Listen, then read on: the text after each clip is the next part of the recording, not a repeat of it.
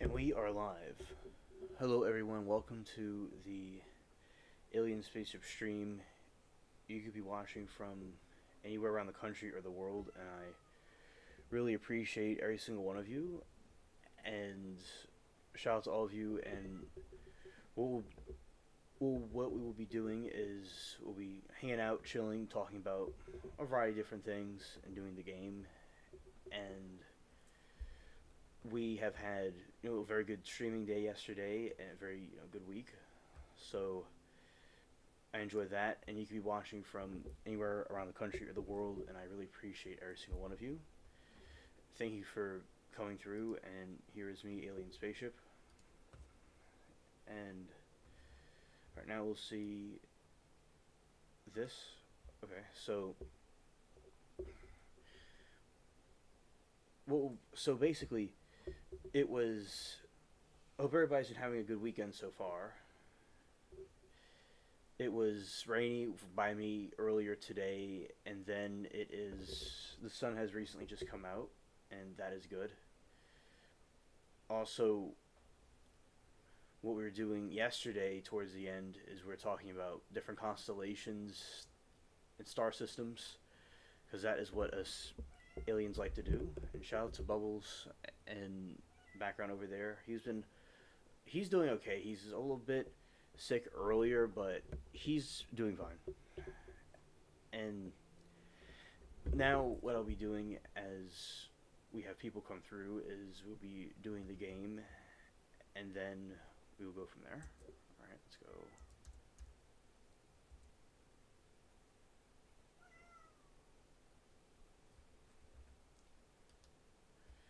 All right, I'm gonna go to this now.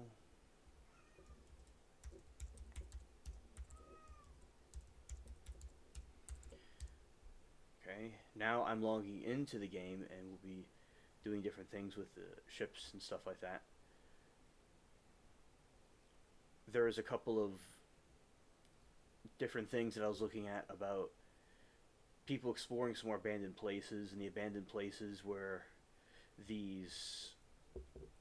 those houses, kind of like in different countries, and they'll go to try to see what's inside of it, and they'll either see like a ghost or some sort of a witch or something in there, and that if they're real or not real is quite entertaining to look at, definitely. Okay. Now we have the game and it's up, and I am going to go check on the cat for a moment. Let's see. I want to do this real quick. Check on the cat for a moment and come right back. Make sure he's all right.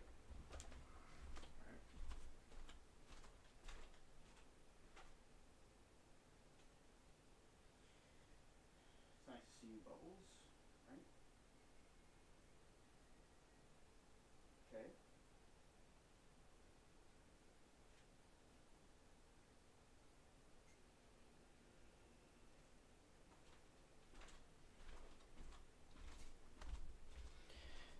The cat is doing fine. Cat is doing fine.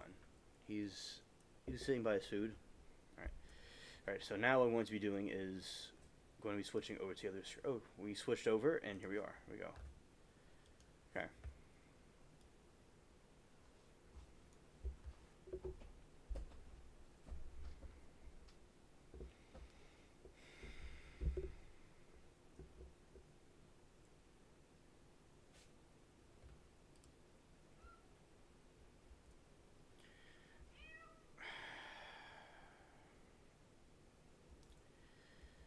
Okay. So basically, yeah, we are at the island Port Royal.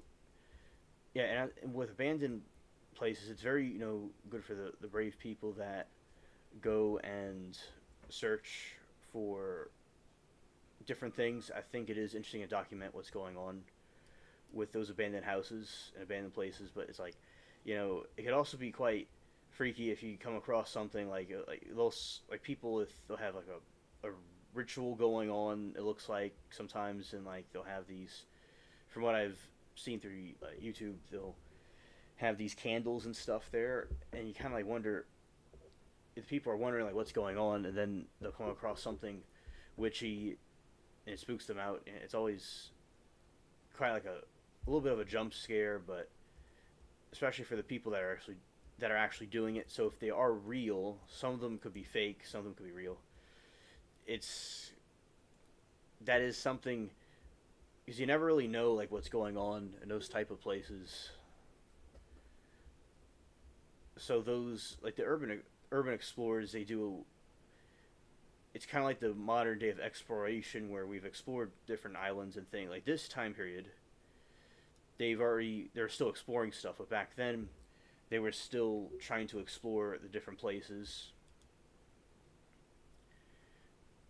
that weren't discovered yet. Now everything's there, so now abandoned places is like what people will do for their the to explore different things. Yep. Right here we have our pirate.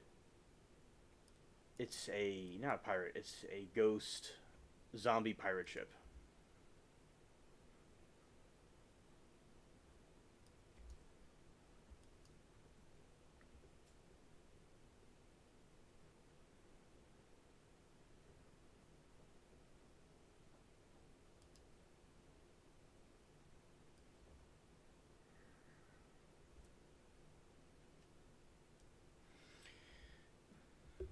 That is one of the Navy ships right there chasing another pirate ship.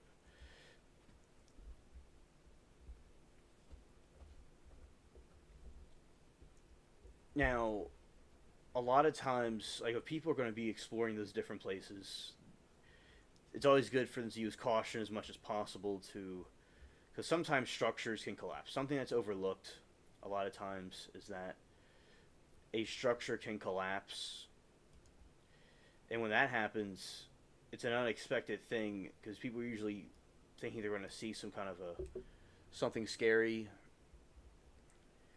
or that which can happen. They can encounter something, but usually, a lot of times also from I've seen some videos that if there's some structural issue, it could completely cause a problem. You know, that's another thing people need to look at. Because usually, houses and stuff are, good condition, but when something's abandoned for a long time, things can rot away and look like the ship that I'm fighting right there. So it is good for. There's all kinds of different angles they have to look at when they're exploring stuff.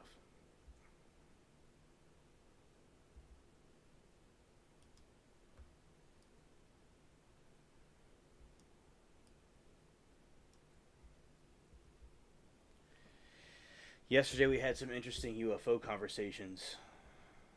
I thought that it was very interesting because I don't know about every single case that has occurred, and I don't really keep up with there's not like a case that sticks out to me. Because the main thing that I was doing was proving that there is extraterrestrials out there somewhere, whatever they are. If they're fallen angels, like watchers, something from another time, like time travelers, something from a different dimension. I always did what I could to. Hello, Abby. It's great to see you. Welcome to the stream. I hope you're having a nice day. It's always great to see you here. Yeah, so that is something that I always. Well, because my point was to always prove the existence of aliens. It wasn't about reviewing specific cases, so I kind of jumbled them all up into one thing as examples. But it's also good to see the other reasons other people have, like different certain events that occurred. So that's always good to learn as well. So that's what I've been like learning yesterday from the chat with certain events that occurred, which I will eventually over time memorize. So there was a video that I was seeing that happened the year I was born. I believe it was in '98, and it was some explorers, and they're going into a mine. It was out west somewhere. So mines can be very dangerous, because they have all kinds of. There could be radiation in it. There could, obviously there's all kinds of holes and things you could fall through, and there's winding tunnels, sort of like the catacombs, like they had in France, which is very famous all over YouTube. Different content creators have covered it throughout the years, where there's this catacombs in France, and it's this winding, endless tunnel from like the 1400s. And no matter what people do, like some people get trapped in there, and then when they get stuck in there, they either their mind starts playing tricks on them, or people chase after them, or both, or maybe something supernatural. So this one famous video was like somebody exploring it. They're getting kind of they're getting lost, and they dropped the camera and ran off, and they were missing. So they don't really know exactly what happened. It's a mystery. All they find is the camera. Was someone chasing after them? Did they get panicked? It's just a lot of these things are unsolved. So as I said, props to the people, as I said, like with the Six Flags explorers, which in my opinion seems so far there's been no casualties from the Six Flags expedition that people have done. So thankfully, but yeah, a lot of these different explorers, it can be very dangerous, but it's also there's a reward, because when there's a lot of danger, there's also an award to it too. Yeah, so these winding tunnels, I think, could be even more frightening than the abandoned amusement parks, because it's just like this endless tunnel that goes on forever and ever, but it doesn't. And another reason for this is that people go in circles a lot. When people go in circles, you think it's going on forever, but they're just stuck in a circle. Yeah, so there is this mine that these young people were exploring. They're like teenagers, early adults, in the 90s, 98.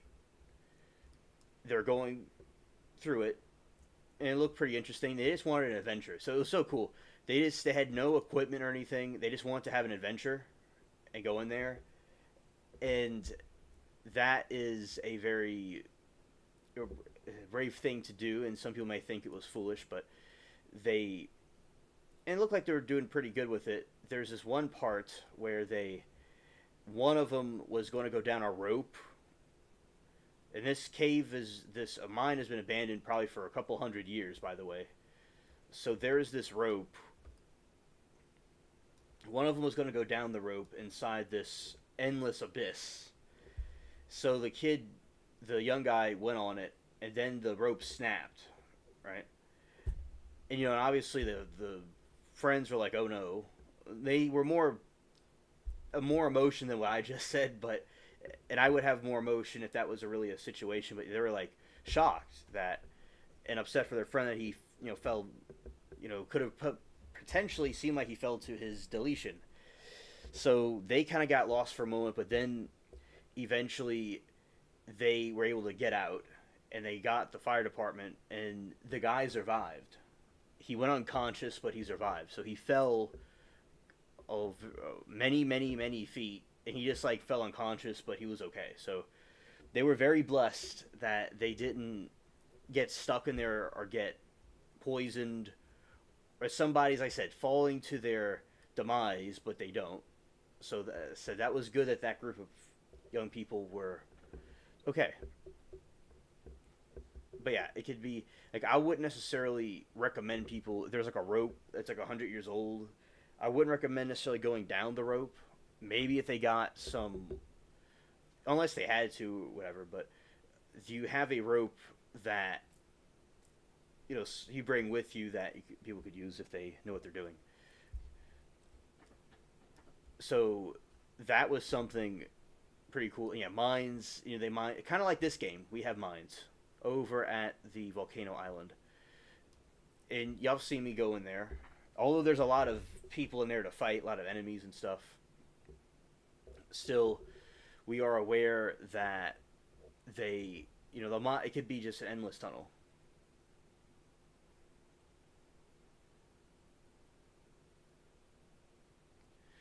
Hello, Miranda. It is great to see you. I have been researching Epstein quite a bit. And if as I said, if you have any, and I could always look up something if y'all want me to, or I could look it up on my own.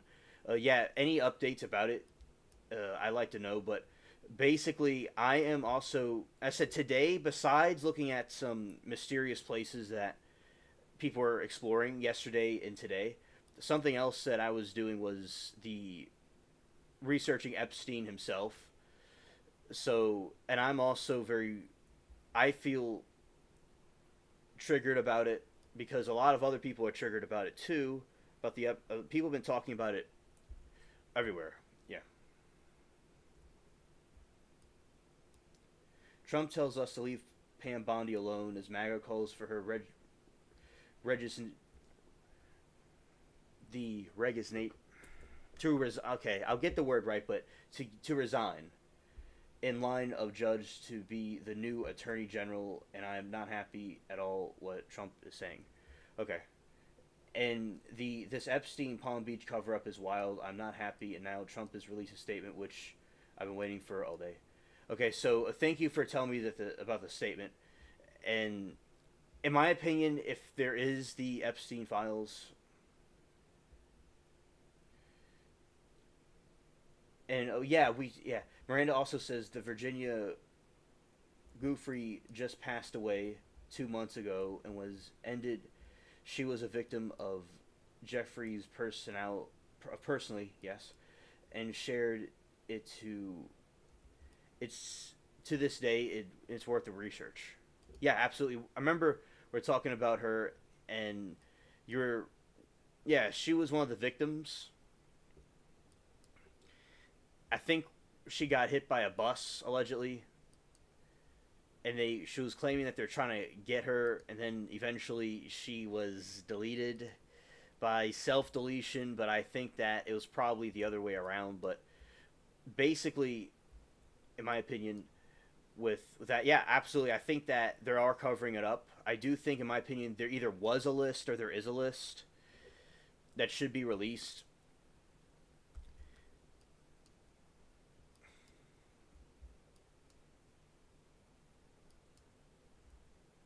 Yeah, and Miranda said, "Okay, wonderful. Yeah, she just passed away, and she was hit by a bus. They tried to get her, and he did. Yeah, exactly.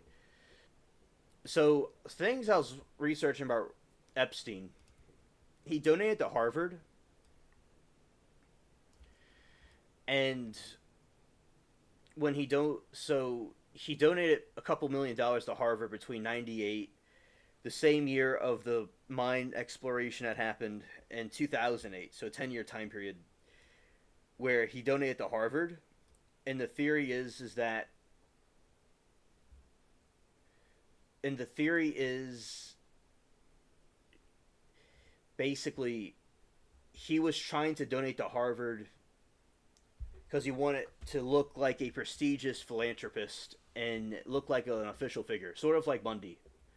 He reminds you of Bundy, the way he tries to come off as like a clean cut, you know, top guy that went to a college and all that stuff. So he was trying to donate to the college to look more official, and he donated to one of some professors there for their what they were doing. So yeah, that's why he was doing that. So Epstein was trying to masquerade his image, but then when he was caught in 2006 and 2008 for doing creepy things with children, he resigned from those different communities that he was in. So since 2006 and 2008, this guy has a record from a long time. And imagine what the list would consist of hypothetically if there is it's going on for over potentially decades. So yeah, it is quite shady. And then Miranda said, "Okay, she said, Alien, no one is talking about her, and Pam Bondi is being protected by Trump. I I can't, in good faith, continue to be some happy Trump supporter until there's more answers." Miranda, I agree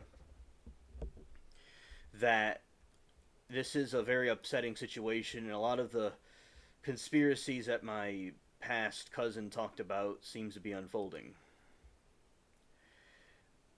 And I just was like, I accept that things could be true, all right, but I was just going to see like when the time was right to assess the situation. And yeah, it seems basically, unfortunately, in my opinion, it's very shady, and we all have questions about why he's doing this. Is he covering up for himself or someone else? Hypothetically, did somebody delete the files? Like, did they get rid of them? Did they burn them? Is there some information not revealing to us? And there's theories that like both sides are working together secretly. So the theory of two wings on one bird. And also, I am deep conspiracy theorist. I believe most of them, and I believe this all ties into one of the spoke about years ago when they first were brought up. Yeah. All right. So something my cousin brought up was that allegedly Trump was the what you would call the chairman of the Clinton Foundation. So he could have been, if they did crimes allegedly, he was probably involved in it. So the point is that they're all like friends on the same side working together, and there's like controlled opposition, allegedly. A theory about it. So either way, they would get the same result. Now it seems in this situation, it is appearing that they have been. It's kind of coming true. It seems as the Bible says, what's done in the darkness will come to the light. And Jesus did everything in the light. He didn't keep secrets. He didn't do anything in secret. He did everything out in the open because he's not hiding anything. That's what Christ's example and recommendation for us was. And Miranda said Harvey Weinstein, Epstein, Maxwell, other celebs were involved, and we have more. 6 Rings talked of what Diddy. This is insanity to be alive. Yes, and you see how Diddy got off, beating New York City. And New York City's state is very powerful. He had a very good legal team too. He had a very expensive legal team, all right, and very smart people. But yeah, he got off. Another thing I want to mention that's not really tied to this is Alec Baldwin got off too, because they withheld evidence. The state withheld evidence because they didn't think it was important, and they called it a mistrial. So Alec Baldwin got out. All these celebrities were able to get off the hook, but regular people may not be able to have this luxury because of maybe the money or the connections and stuff like that. So, yeah, is there a secret elite going on where they're all tied together? And it's like, if you flip a coin, is it going to be the same results? Like, say if you have an elephant on one side and a donkey on one side, and you flip the coin, and either way you get the same result because it's the same coin. So, yeah, that is a theory about that. Okay. Miranda says, and all the evidence of his was buried in California, and the tapes, who knows, but it's true. Yeah, if some people claim online that that somehow he could have been involved with it, Trump, or he could have known something, which I'm not. I'm just speculating here based on hearsay that I've heard through the internet. Did they take picture of him or something like that to try to frame him? I mean, it's kind of strange. Is it? I do believe. Oh, something else I want to bring up is that there's an Adobe picture. There's a film of Epstein's prison when he was deleted, and it was edited using Adobe software. So the video has been tampered with of Epstein. So they could have cut something out of it, which I know about from filming and doing YouTube. Yeah, they could have cut it out if someone went into a cell. They could have not even had him in the cell. So I certainly think that they're covering up for it. And I remember there was an interview where Epstein was alleging that Trump was his best friend, he claimed, and that he basically would like say what people want to hear, and that's because he had these tapes allegedly that he was talking about that and their friendship, and it seemed like he may have wanted to spill the beans about what was occurring, but they want to take him out because there's so many allegedly celebrities and stuff on the list where and people would just freak out and these people don't want to get caught. So that is a theory allegedly, okay, that is taking place. So I think that this possibly could start the motions of a nationwide,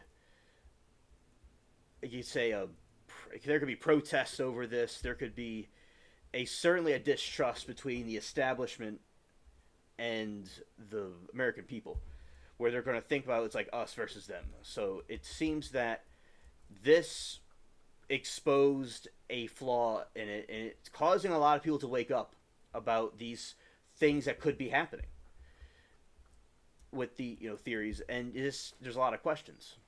Shout out to Mary Toodles.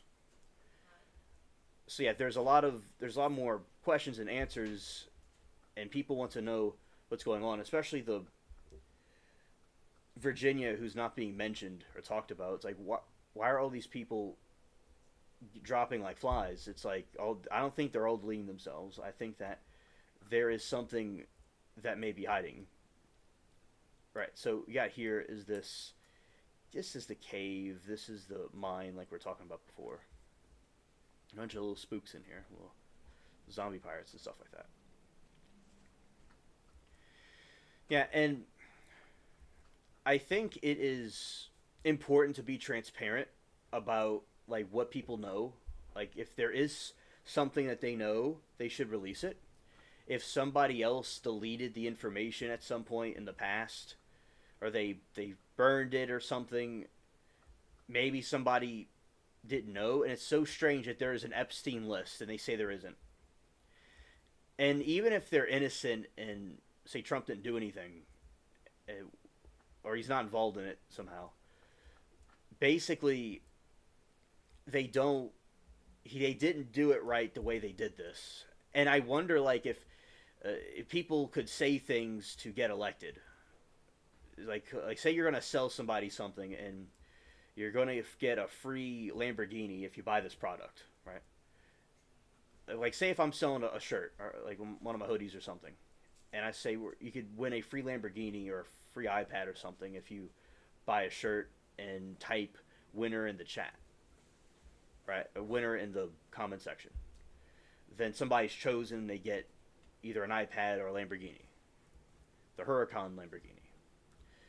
So politicians could do the same thing, that they're going to release these files about 9/11 and all these different things if you go and vote for the person. So I always wondered that, especially when the war in Ukraine and Russia was going to end right in the beginning, but it's still going on.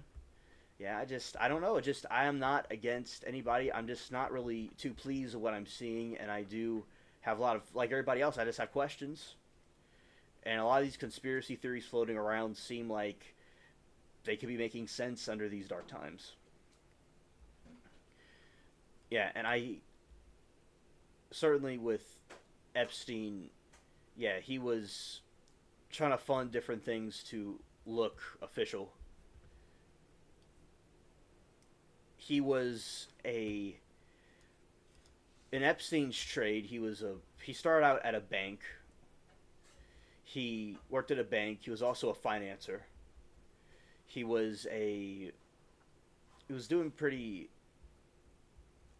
got quite wealthy allegedly from these other things he did with financial consulting, and the clients allegedly had to have $1 billion that he would do consulting for.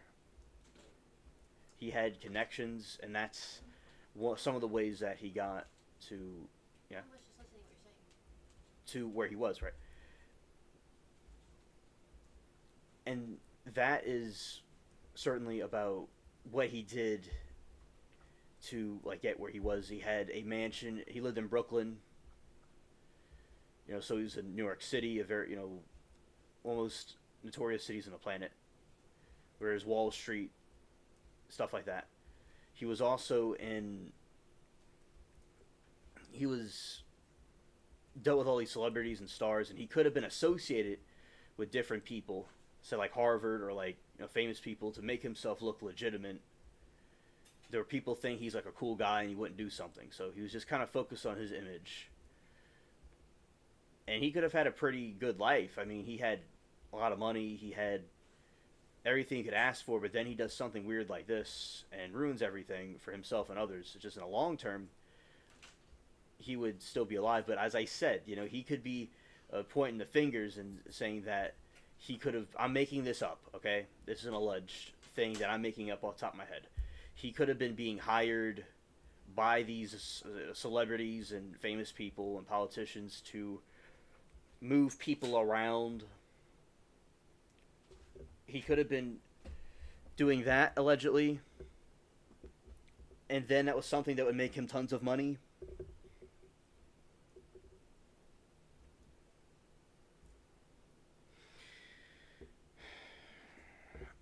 So that, and then he just got into that, and he also, it's something that he did because he was into that stuff. Yes, yes, Randall, absolutely. Yeah. So many actors, allegedly movie stars, politicians. There's people across the world and different countries that are allegedly part of the list. So yeah, he certainly completely buried, steeped in that stuff. Because remember, there is something that I was reading. I was reading some stuff that, what's crazy. They released some documents about Epstein and JFK and stuff, right? There's some things that I read about with Epstein, is that he was saying, basically, he was on the phone with Leonardo DiCaprio, right? He was telling one of the little girls he had in his house, which is creepy. And then a representative for Leonardo DiCaprio was saying that, this never happened, and that Epstein said that to look cool, or to look big. Say he was talking to a celebrity. But yeah, so he was allegedly talking on the phone with Leonardo DiCaprio about something. And they're saying like Epstein made up talking to important people to make himself look cool, which, that's what the mainstream narrative is. So a lot of people on the other side that were suspicious of Trump it seems like it's coming out now. But we wanted a country where we'd have an honest president that would disclose information that we needed to disclose. He would make the economy better.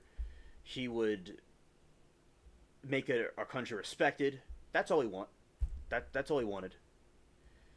And that we're going to have documents released. We're going to have a transparency and truth. And a lot of people entrusted this man, and he could have been in a body bag if he didn't turn his head a certain way, but by miracle he survived. So that is something that occurred with him, but that's what we wanted. But this is very unfortunate and distasteful, and he was angry at MAGA and all the people that are left and right that want more information about Epstein. And he was saying, why are people, triggered about this? And he was getting all defensive. It's not looking good. And Miranda says, people who hurt babies, innocent children, I've always had a big problem with. I can't fathom why people don't have boundaries or where they know they're doing wrong. 17% of the world has accountability, it seems. Oh, absolutely, and I totally agree with you. And Jesus said, if anybody hurts the little children, that may they have a boulder tied around their neck and throw them into the sea. All right, so you see Jesus, where he believed in drowning someone in a body of water, or having them executed if they hurt children. All right, so that's a commandment from Jesus. So.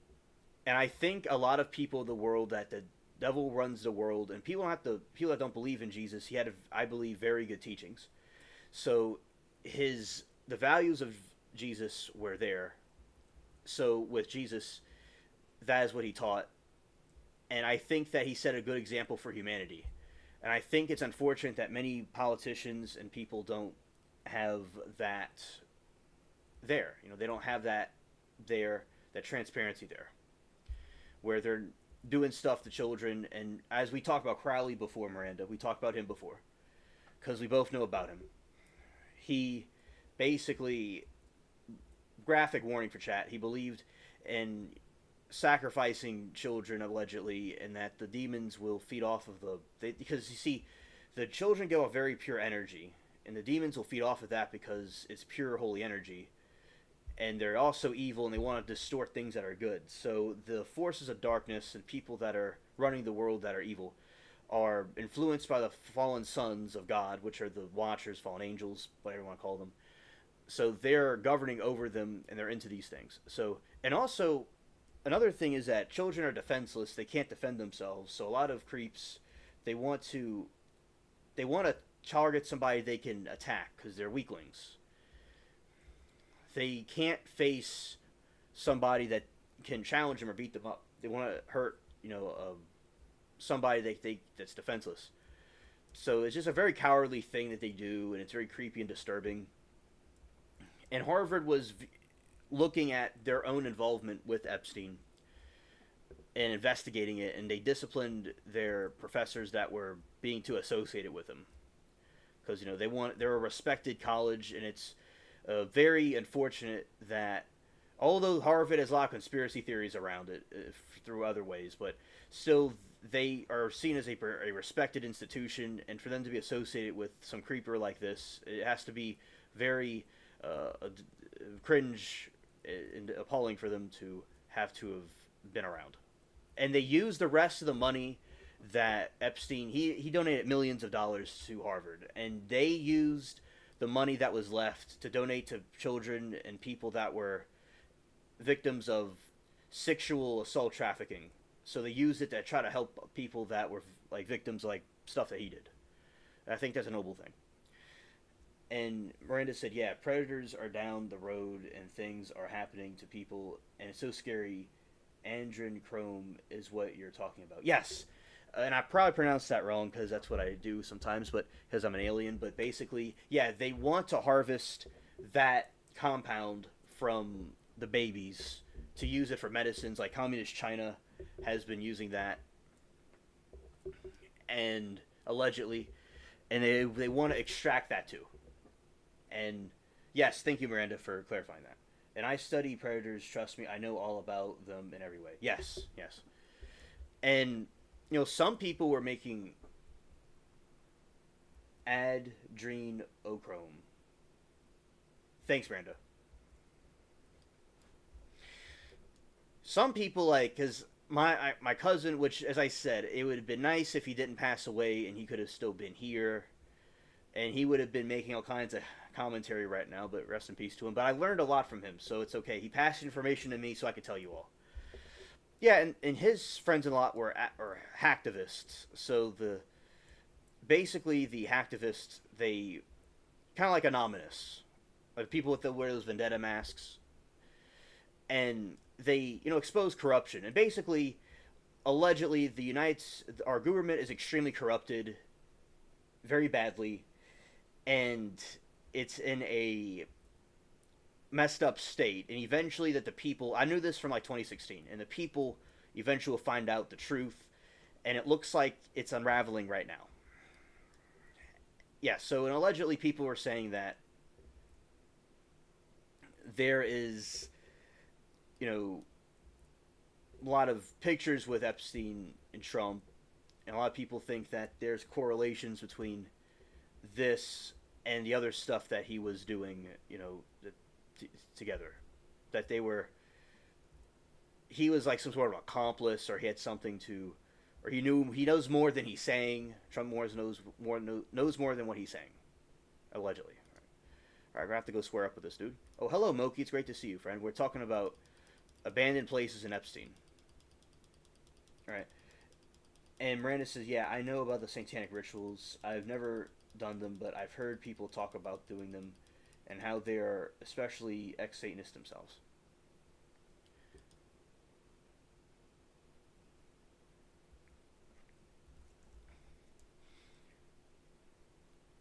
Miranda said abortion should ring a bell about how babies are used for their flesh, etc. Even if you look into the jabbing chemicals, there's been human DNA, human parts added to some things.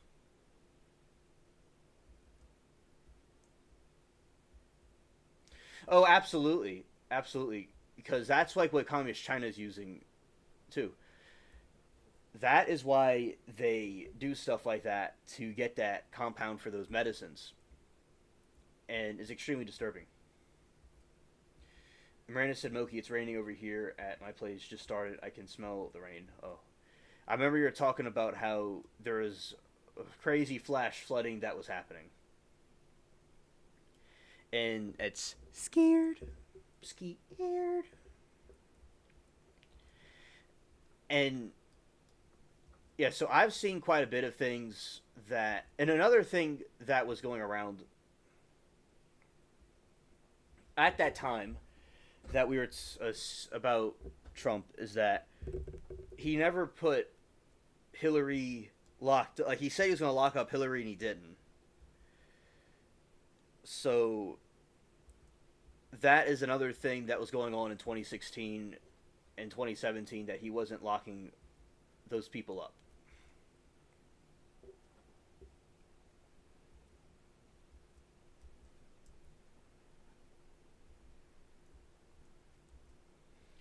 And Miranda said apparently to keep people young, they use the blood and have to get from somewhere it's innocent babies. Right, like vampires. Right.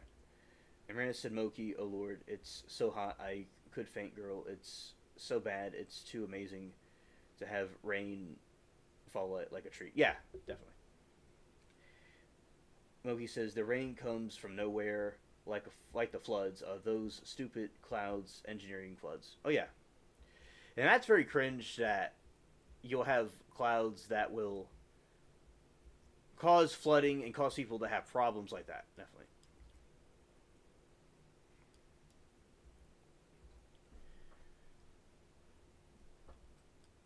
Yeah, so with Epstein, the Epstein's the tip of the iceberg. I believe that the iceberg is much deeper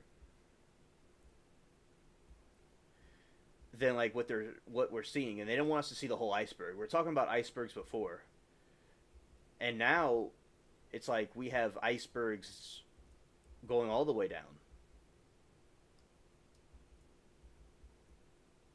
There's been an 18-year-old who's drowned recently. Oh no! Well, rest in peace to the 18-year-old. Yeah. And Miranda, this is my version of the backrooms right here. Okay, Mary, thank you. I'm glad that you're here in the background.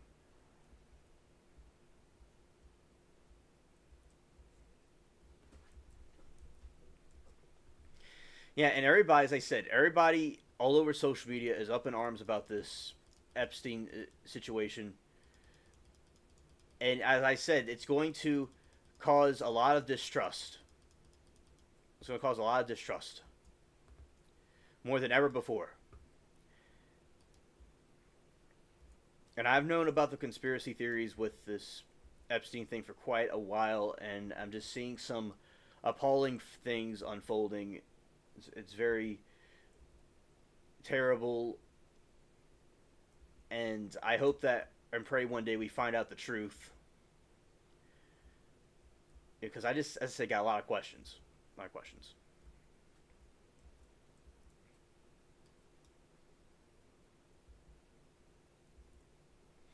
All right, and Miranda said, "Hi Mary, good to see you. Hoping that you all get some rain fall this evening." Oh, we got rainfall earlier today. It just cleared up. Thank you. And hi Mary, good to see you. Hoping okay. Well, how are all the cats, Mary and Alien? All right, so the cats are doing.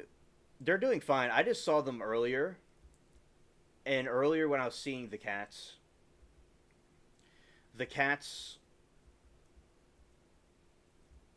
Moki said we're all in a pool and it was like 114 degrees. Damn. And I've been in a pool when it's hot. Like, it's when you walk on the cement of a pool, it's like, your flesh is like falling off. Yeah. So basically, the cats were doing well. I was showing. I was moving Nerms around, praline Nerms around the pool. Not the pool. I'm being a goofy alien right now. Okay, not the pool, but around the cat rooms. Around the cat rooms, I was moving the cats around and spending some time with them. Another thing that I did was I was with Bubbles, and Bubbles threw up earlier, and he was a little bit scared of the weather because he gets scared of the thunder. But then he came out, and he's feeling better now. Cats are doing fine. Miranda said, "Okay, thanks, Alien. That's wonderful. That for the garden area." Oh yeah, Miranda. Oh, Miranda. The elephant ears are growing very big. Back in the past, when I had this I had this big thing where the elephant ear plants nearly grew up to the size of the house, but a hurricane happened. It was during a mild winter, and they just kept growing, and it kept raining, and it's good. And the past few years has been a drought, so now the rain's coming back, and they're getting really big now, and I'm excited. So yeah, the garden is doing great. And Moki says, "Mary, how are you doing?" And Mary says, "I agree, Alien. There's something sketchy going on with the Epstein situation." Yeah.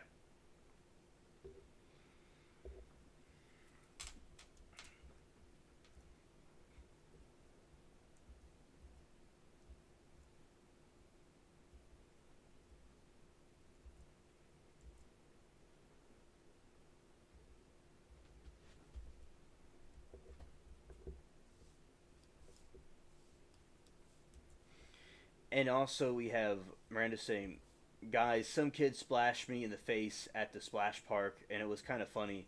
He kept doing it, and I couldn't talk. But then, of course, he went away. Poor kid. He was just wanting attention." Yeah, that's happened to me before in the pool.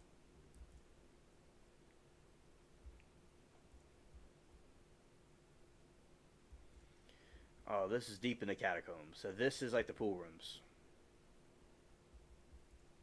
Mary, I'm glad you are agreeing. I'm so angry about it. I can't even believe it. Everyone is fuming over Pam Bondi.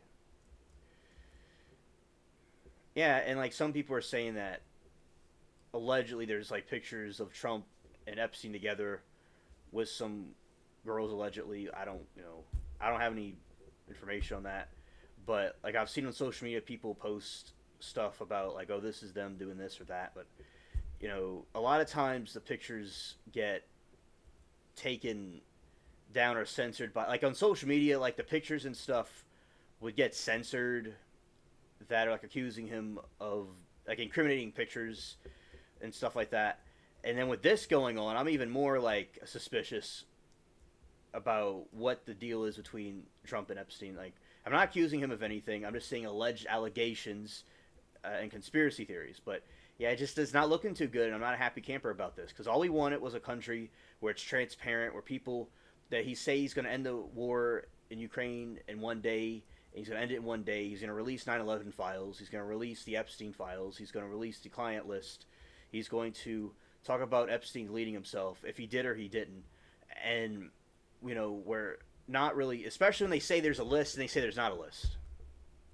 It's like, they think we're a bunch of idiots. So I'm not happy camper. And just for all the people, yeah, we just wanted a country that we thought was going to be transparent and people were going to be honest and telling the truth about what's going on. That's what we thought. Hopefully that can happen one day. And it's possible that the country might need a drastic reform at some point to change in a different direction.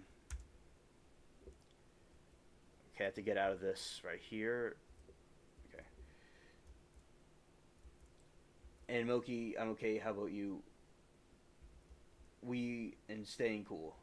And Miranda said, "OMG, I hate that because the parents are like, he's sort of special and don't do anything. I'm just like, okay, I turned the other cheek like Jesus." Oh, amen. I'm glad that you did that. The Lord has lots of wisdom. And he taught humanity wisdom and how to deal with things. Miranda, I'm not too informed about the Bondi situation. I do believe Epstein was murdered and there is some kind of cover up. Yeah.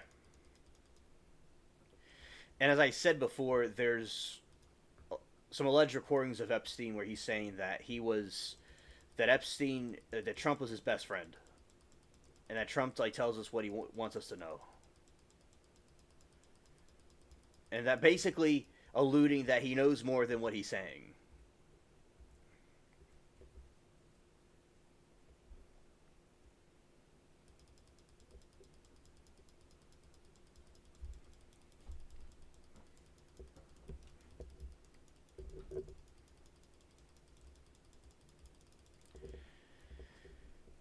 Yeah, and yeah, basically, I totally agree.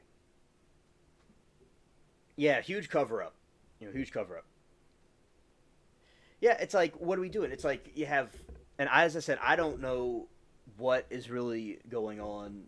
Like, I don't know why this is occurring, but basically,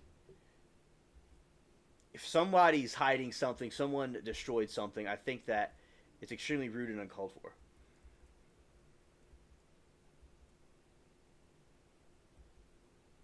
Usually, when I turn the other cheek, like Jesus, it rebukes any demons around me and they flee. Yeah, amen. Amen. Yeah, he will flee from you. The devil will flee from you. Yeah. So it seems like Trump survived the attempt, and he is seen as a so we could get exposed of what the truth is later. Oh, yeah, we're gonna go. Okay, use the other sword. Oh, all right, here we go. Oh, that way. Okay. A Timu Cutlass. I'm good. And the thing, if it went to court, they're gonna have to release all the information about like what they did, and yeah, it's just. I wonder what it's just as I said. There's gonna possibly be a reform, but it's basically what my cousin. I learned a lot from my cousin that unfortunately passed away. That about these things and the corruption of the government, and that whatever people vote for, allegedly it's not going to be really different than the other person that you're going for, and that the country would need a drastic reform. Moki says, "Where is everyone?" I started recently, and people are lurking. Moki, some people might be not here yet or doing something else, but yeah, that is the situation for now. And oh, I got hit. I was getting hit by something for a second, but okay. Yeah, so that is basically what it is. That people are lurking. People may not. People may be doing something else. People may not be, here yet or be here later. We'll see. Yeah. So basically, Miranda, he will flee. Exactly, Moki. How dare they do something else? Exactly. How dare they do something else? Exactly. Scared. Aliens have to be on the spaceship. Yeah. I'm gonna read some stuff about Epstein. All right, here we go. I'll read some stuff. I gotta go to a safe spot in this game and go to Tortuga. All right, there we go. I'll read some stuff about this. All right, let's get right into it. Okay, I'm gonna change the title a little bit.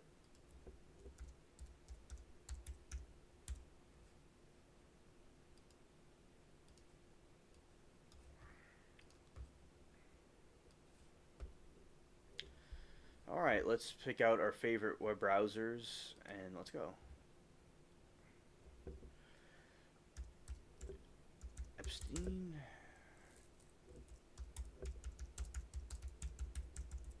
Kind of like a recap. All right, this is according to Harvard about like what I was saying earlier.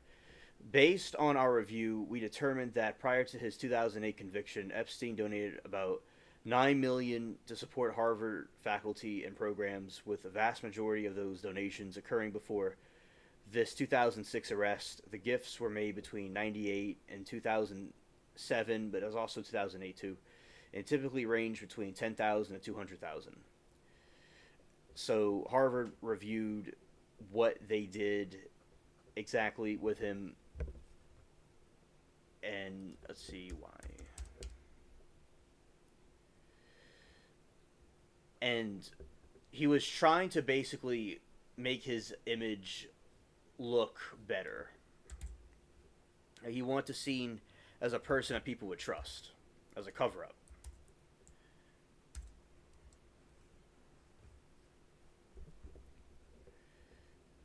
And basically kind of be more specific in detail. Is that building a veneer of credibility, a response and respectability. Donations to prestigious universities like Harvard helped Epstein cultivate images as a high society philanthropist and intellectual, despite his lack of formal academic credentials and eventual conviction as a sex offender. Access to prominent academics and opportunities for intellectual engagement. Epstein actively engaged with faculty members, attend seminars, and even secured a visiting fellow position at the psychology department despite lacking typical qualifications. Influencing research and promoting his scientific interest, a significant donation of $6.5 million 2003 established Harvard's program in evolutionary dynamics, led by Professor Martin Nowak, whose research Epstein had previously supported. Epstein was known for the interest in unconventional and cutting edge developments of the scientists and willingness to support research that was outside the box. It is important to note that Harvard reviewed Epstein's connections to the university, revealed institutional shortcomings in vetting donors and managing relationships. According to Harvard University, the university stopped accepting donations from Epstein after his conviction in 2008. Later donations remaining funds organizations supporting victims of the human trafficking and sexual assault. So that is how they dealt with that. And then about like what he did specifically.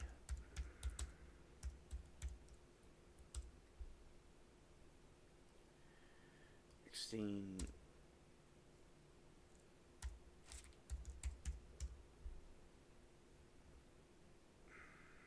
Okay, let's see. This is gonna load.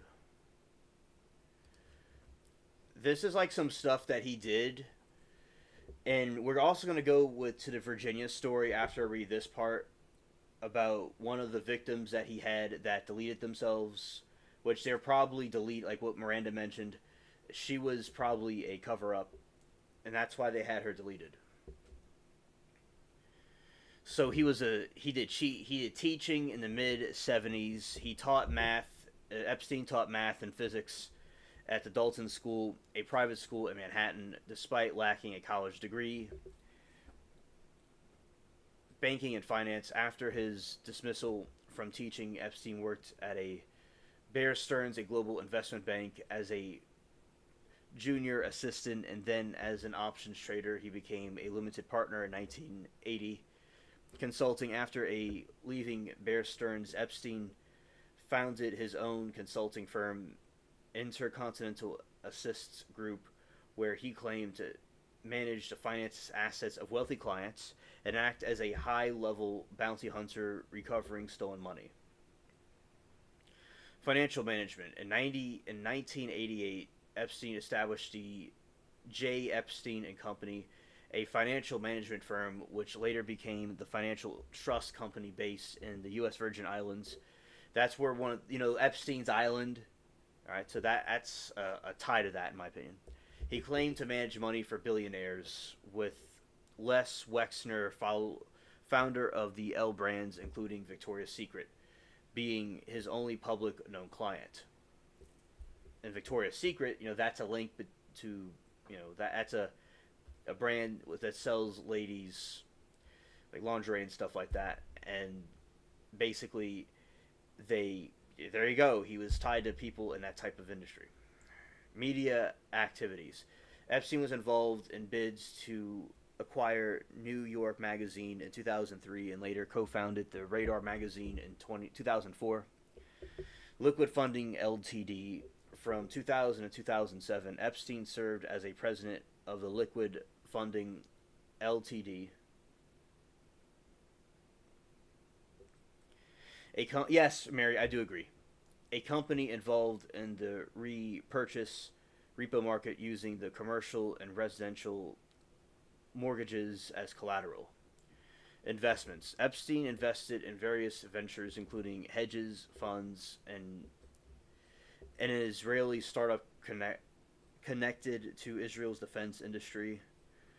And it's important to remember Epstein's professional life became intertwined with the ultimately overshadowed by serious criminal allegations and convictions for the six offenses. All right.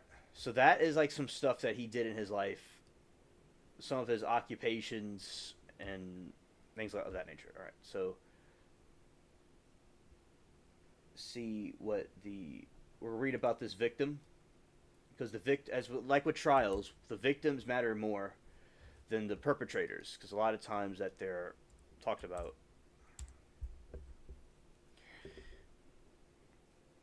You got Virginia right here. We're going to be talking about, and I'll go and display that right there. Okay, let's go to.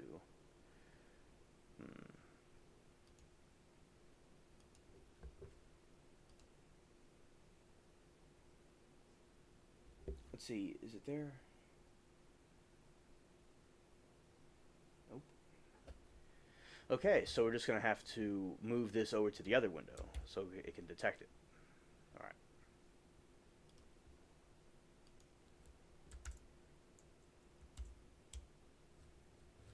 Here we go. We're almost there. Thank you, everybody. All right.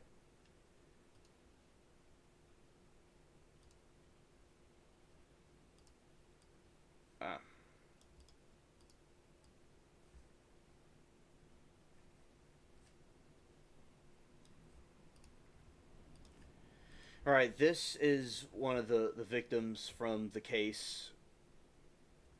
And let's read about her. All right. We have Virginia Louise Giuffre.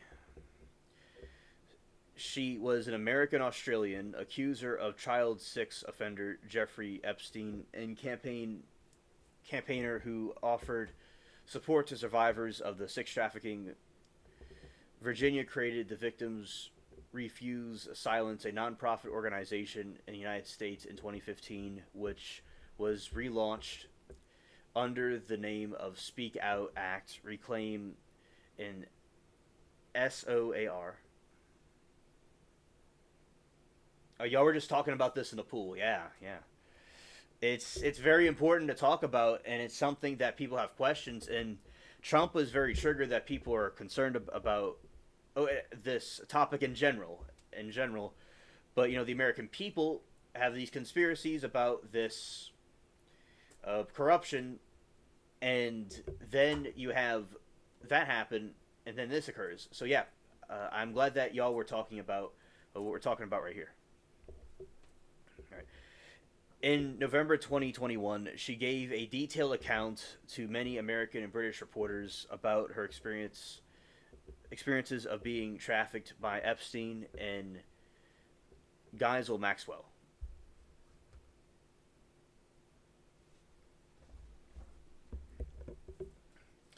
Giuffre persuaded criminal and civil actions against Epstein and Maxwell and appealed directly to the public for justice and awareness. She sued Maxwell for defamation in 2015, and case was settled in Giuffre's favor for a undisclosed sum in 2017. On July 2, 2019, the United States Court of Appeals for the Second Circuit ordered the unsealing of the documents from earlier in the civil suit by Virginia. And they were released to the public. on August 2019.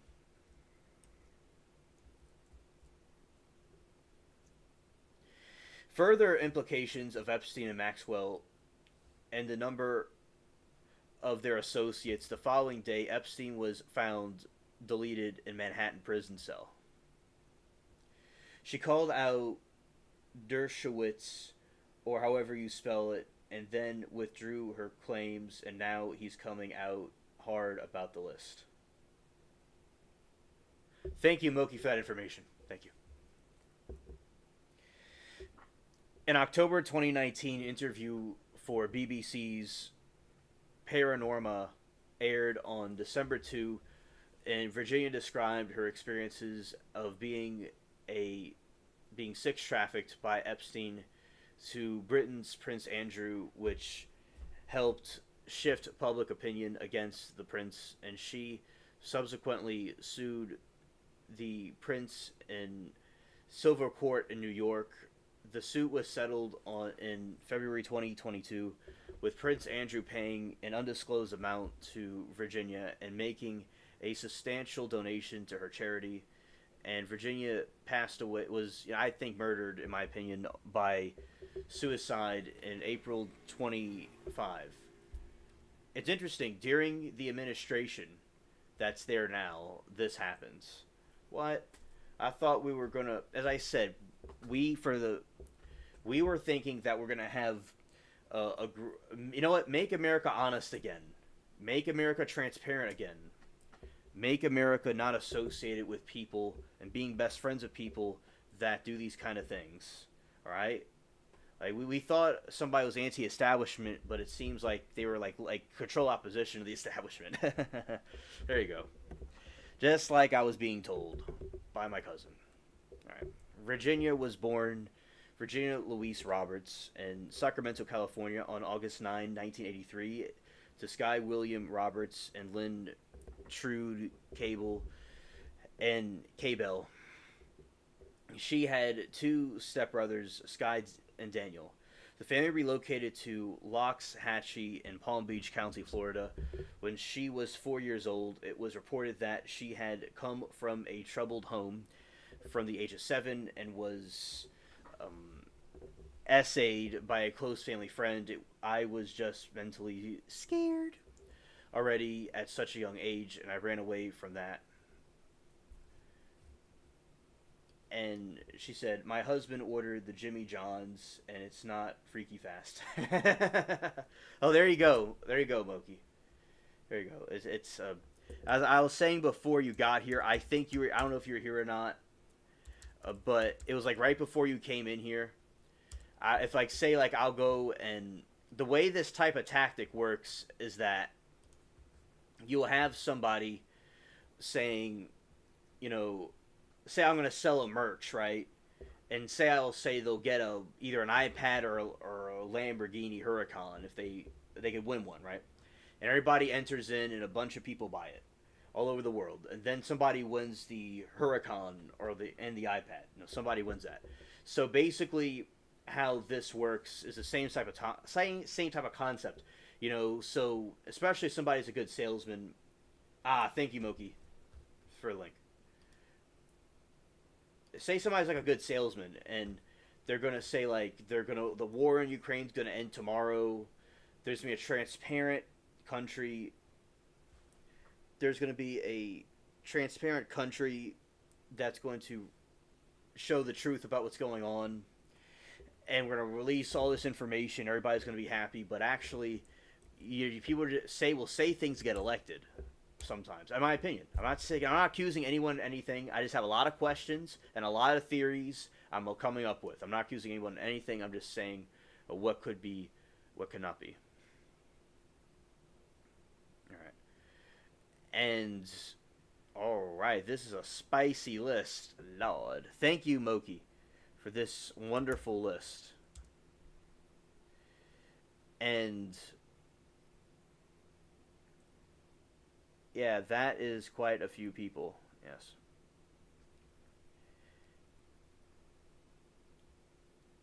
Yeah, there you go. And so chat, y'all click that link, and you have a hypothetical list of what they're not releasing. Holy, yeah, I knew Jack Dawson. I know about Jack Dawson on that list, Moki, because I remember when. Well, we'll go over the list in a little bit, but after I kind of get this part done. But I remember with the. I was reading something, one of the stuff that was exposed about it from the documents from the government that he was in. Epstein was on the phone, and one of the young girls were there, very creepy, and he said that he got off the phone with Leonardo DiCaprio, and then Leonardo DiCaprio's representative was like, "Oh, well, he was just saying that to make himself look, cool and big." So, as we all know, that is a little bit suspicious, yeah, and about these people. So I'm very well aware of that. And in the list, I saw some names I didn't know they'd be on there, but I'm assuming everybody's on the list. I'm assuming everybody's on the list. All right, I'm assuming everybody and their uncle and cousins on that list. Okay, so and their brother too, and their sisters. So that's what I'm assuming. The whole families are on that list because all they're doing is making by hiding the list, they're making it look like it's actually true what they're saying. And yeah, and Moki was saying it's the yeah, right on, Moki. And the supposed list is the flight logs over than the pedos. Right, understood. And to be clear about what the list that Moki was revealing is that it's the flight log. About, people on a flight log, like if Trump was on a flight log, it doesn't mean that he was responsible for anything. Okay, thank you, Mary. So I'm not saying basically that somebody's on a list of a flight list doesn't mean that they did anything wrong, or if Trump was on a list of a flight list doesn't mean he did anything wrong. But as I said, it is just very suspicious. And Moki said she's about ready to dig into a sub. Scared. Right, and I ran away, and she said on Paranorma in 2019, Virginia told Miami Herald that she went from being in an abusive situation to being a runaway to living in the foster homes. She lived on the streets at the age of 14, where she says she found only hunger and pain and more abuse. Later, she was abused by a sex trafficker and Ron Eppinger in Miami. And Virginia lived with Eppinger for approximately 6 months. Eppinger report ran from in front of a business of international sex trafficking known for modeling agency Perfect 10, and he was raided by the FBI and later pleaded guilty to the charges of alien smuggling for prostitution, interstate travel, and prostitution and money laundering. Oh, it's Dookie time. You hear that, Moki? It's Dookie time. There you are.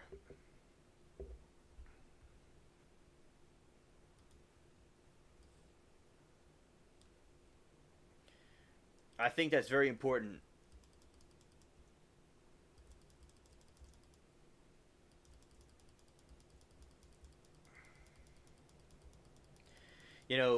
And yeah, shout to you, Aaron. I hope that you're doing well.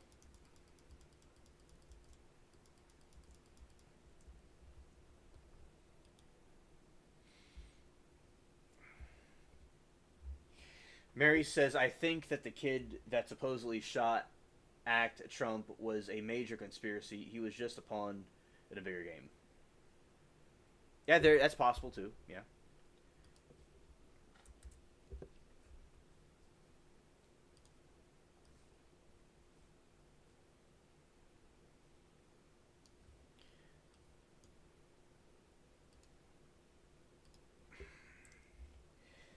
Okay, thank you. Okay. So basically, oh, hello, Shecky. Good to see you, buddy. We're talking about Epstein, and we're talking about abandoned places, but more about Epstein at the moment. All right. And at the age of 14, Virginia reunited with her father and returned to live with him. Her father worked as a maintenance manager at the Mar-a-Lago property owned by Donald Trump, and also helped Virginia obtain a job there. She attended the Royal Palm Beach High School.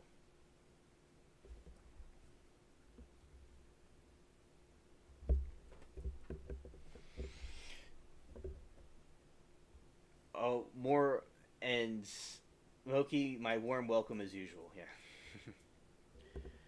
Associations with Jeffrey Epstein of 2000 2002. So mid 2000, Virginia met with Maxwell when working as, as a spa attendant at the Trump private Mar-a-Lago club while reading a book about massage therapy. And Maxwell, a British socialite and daughter of the late media tycoon Robert Maxwell, approached Virginia, noted that the book that she was reading inquired about the interest in the massage, and offered her the potential job working for Epstein and traveling measures with the assurance that no experience was necessary. Oh, and I I'm having a good weekend so far, and Shaq can answer for themselves about what they think. And also, I hope everybody's having a good weekend. All right. When Virginia arrived at Epstein's Palm Beach home, she says she was naked, lying down, and Maxwell told her to massage him. They seemed to like nice people, so I trusted them, and I told them I'd have really hard time in my life until then. I'd be a runaway. I'd be sexually abused, assaulted, abused. That was the worst thing I could have told them, because now they knew how vulnerable I was, Virginia said. And Virginia stated that after Maxwell introduced her to Jeffrey Epstein, the two quickly began grooming her to provide sexual service under the guise that she was to be trained as a professional massage therapist. Aaron said, been a little chaotic with the kids' birthday parties. Oh, happy birthday to the kids. So now at my Paradise Place, and yeah, okay.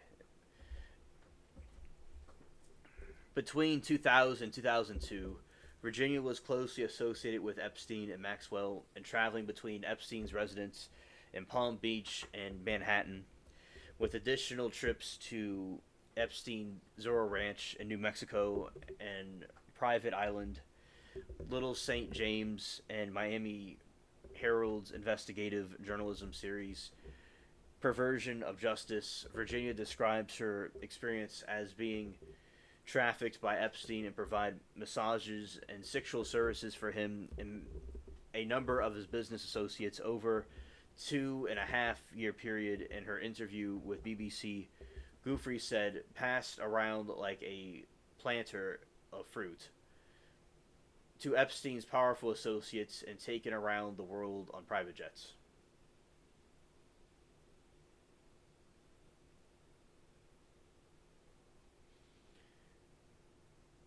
Moki, happy birthday to him, and I'm glad that y'all had fun.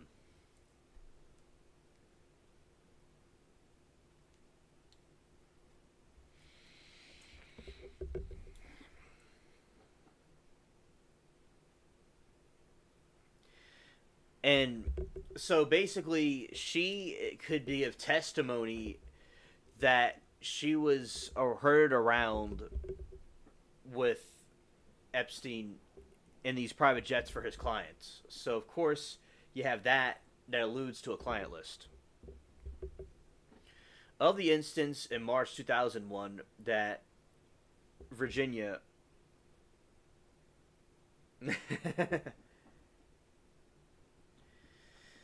hilarious chat. All right. For instance, in March 2001, Virginia was allegedly trafficked by Prince Andrew, and she stated in an interview that he was a wicked and really scary time of her life, and that she couldn't comprehend how, in the highest level of the government power, most powerful people were allowing this to happen, not just allowing it, but participating in it. After visiting a nightclub, Virginia said Maxwell told her that she had to do for Andrew what I do for Jeffrey. And court documents from a civil suit that were released from the Seal in 2019, Virginia named several others that she claims that Epstein and Maxwell instructed her to have sex with, including hedge fund manager, allegedly Glenn Dubin, attorney Alan Dershowitz, a politician Bill Richardson, and late MIT scientist Marvin Minsky, lawyer George J. Mitchell, modeling agent Jean-Luc Burnell, and many of the men denied Virginia's allegations.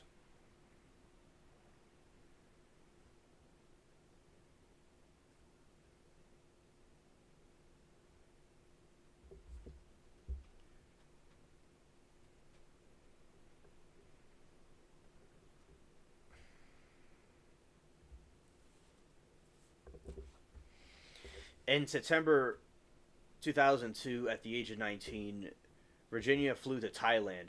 Now, something about Thailand is very interesting. So, with Thailand, they have a lot of.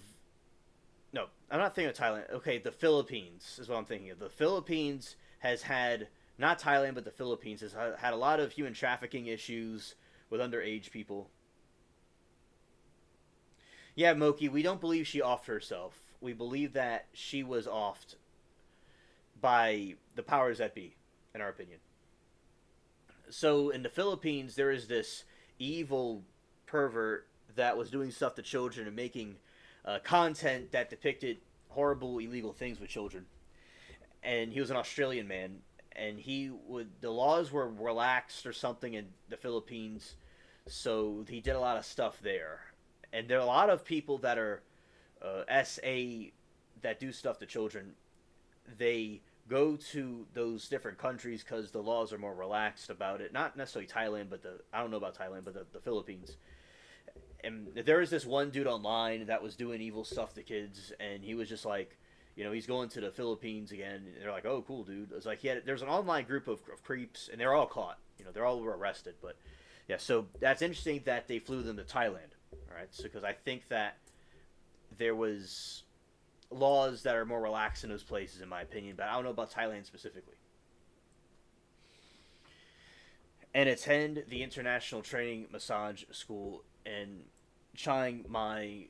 Maxwell provided her with tickets to travel to Thailand and instructed her to meet with a specific Thai group girl to bring her back in the United States for Epstein. While at the massage school in Thailand in 2002, she met Robert Guthrie, an Australian martial arts trainer. Okay, Moki, so it's in Thailand too. Okay, thanks. Okay, yeah, that's what I was thinking, because these Thailand and those different places have relaxed laws on it, unfortunately. You're eating and chatting. Eat and chat. Scared. While the message to school in Thailand in 2002, she met Robert Guthrie, an Australian and martial arts trainer, and the two married quickly thereafter, and she contacted Epstein and informed him that she would not be returning as planned, and she and her husband started life and family in Australia, and Virginia broke off contact with Epstein and Maxwell for 5 years. Guthrie and her husband lived in a quiet life in Australia with two young children. Yeah, and also I just want to say about the lurkers is that shout out to lurkers. Like my streams will get like sometimes like either nearly or over 100 views. It's just that the people are lurkers. But shout out to them though. And 99% of the people that view my streams are subscribed. So they are like, and shout out to all of you. I appreciate y'all very much that watch my streams. So yeah, so and it's like a very tiny percent is not subscribed, and the majority is subscribed. So you got like usually like either over 100 or almost to 100. We already have had so far 41 people see this already. There's this, they're not chatting with us, but they're, they're like lurking. Shout out to lurkers.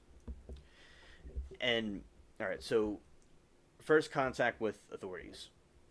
In March 2005, while Virginia was still establishing her family.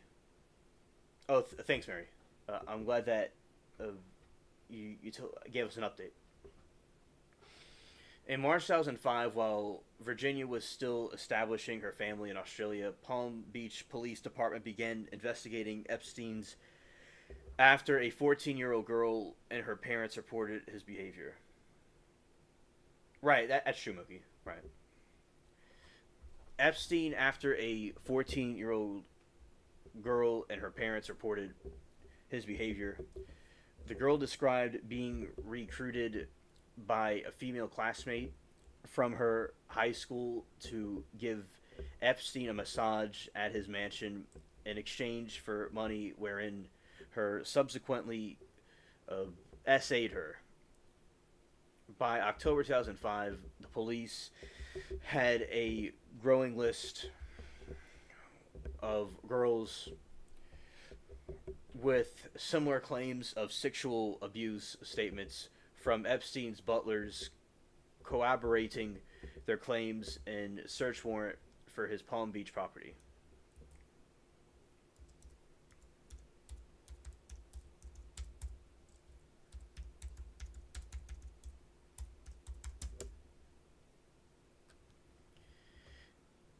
Yeah, and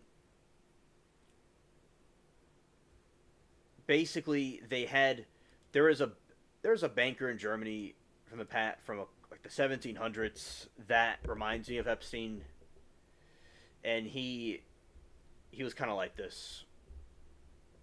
He was executed. That was from the 1700s. Okay. So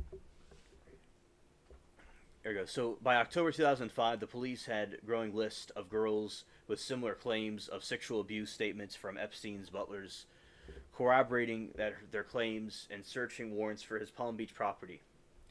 Police detectives noted that the accusers all described a similar pattern, where Epstein would ask them to massage him and then sexually assault them during the massage.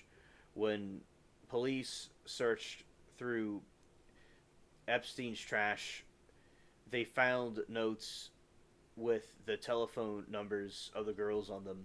One of the girls was called by Epstein's assistant while being questioned by police. And Virginia told Miami Herald that she received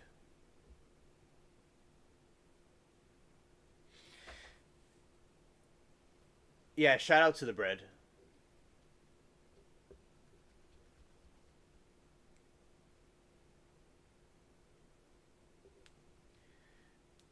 Yeah, shout out to the bread. And I love Subway.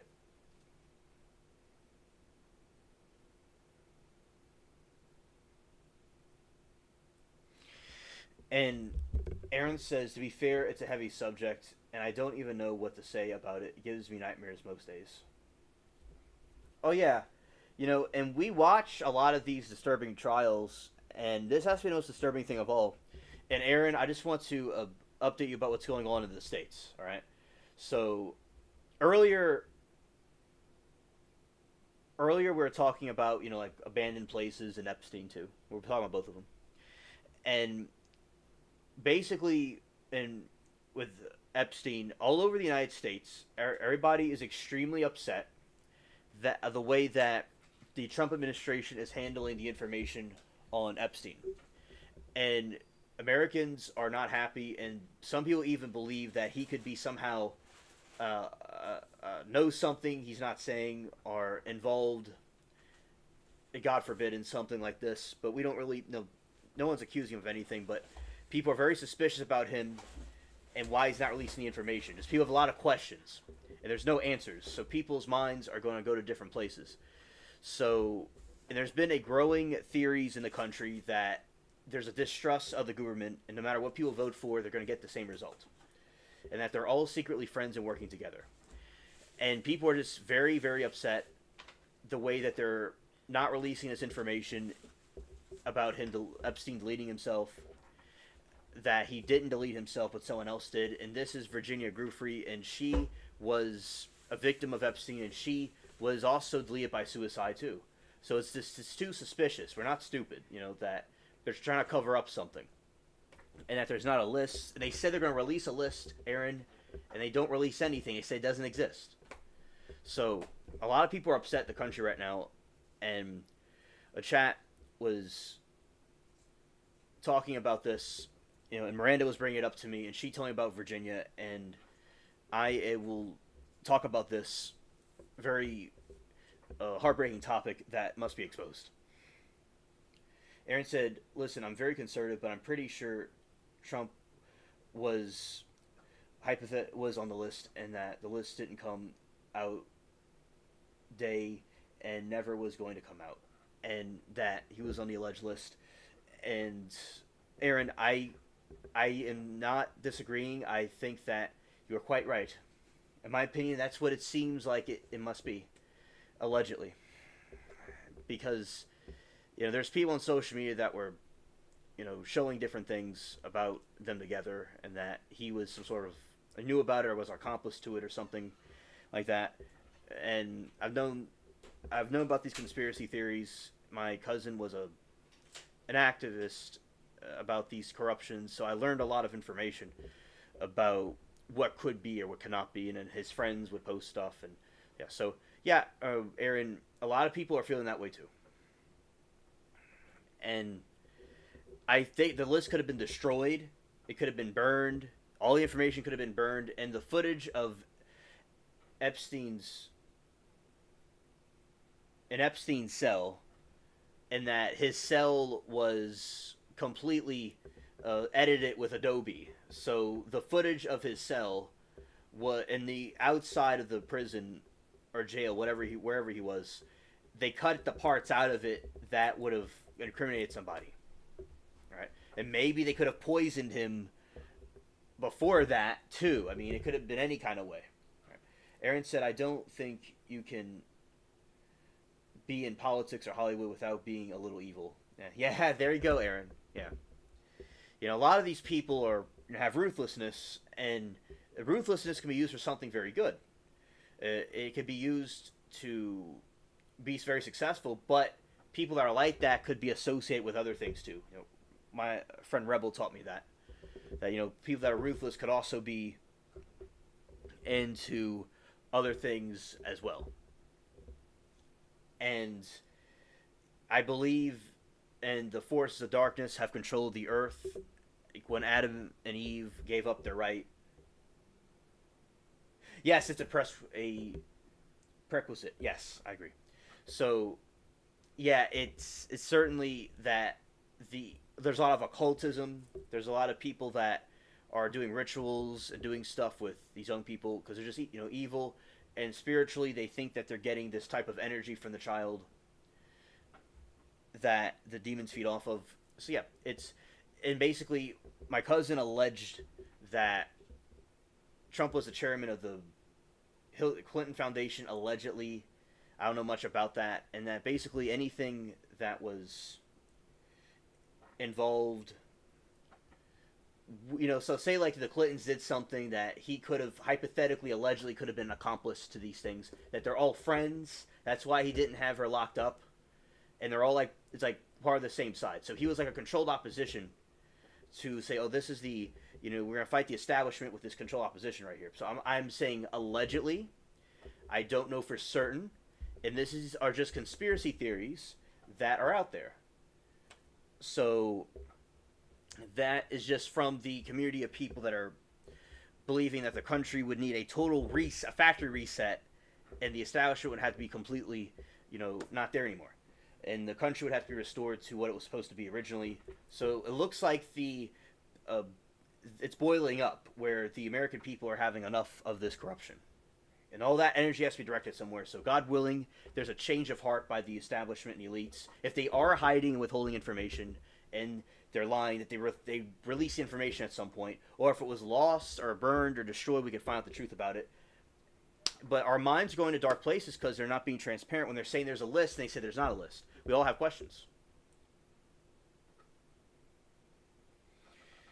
Frog, my buddy, I'm so glad to see you. Good evening to you, sir.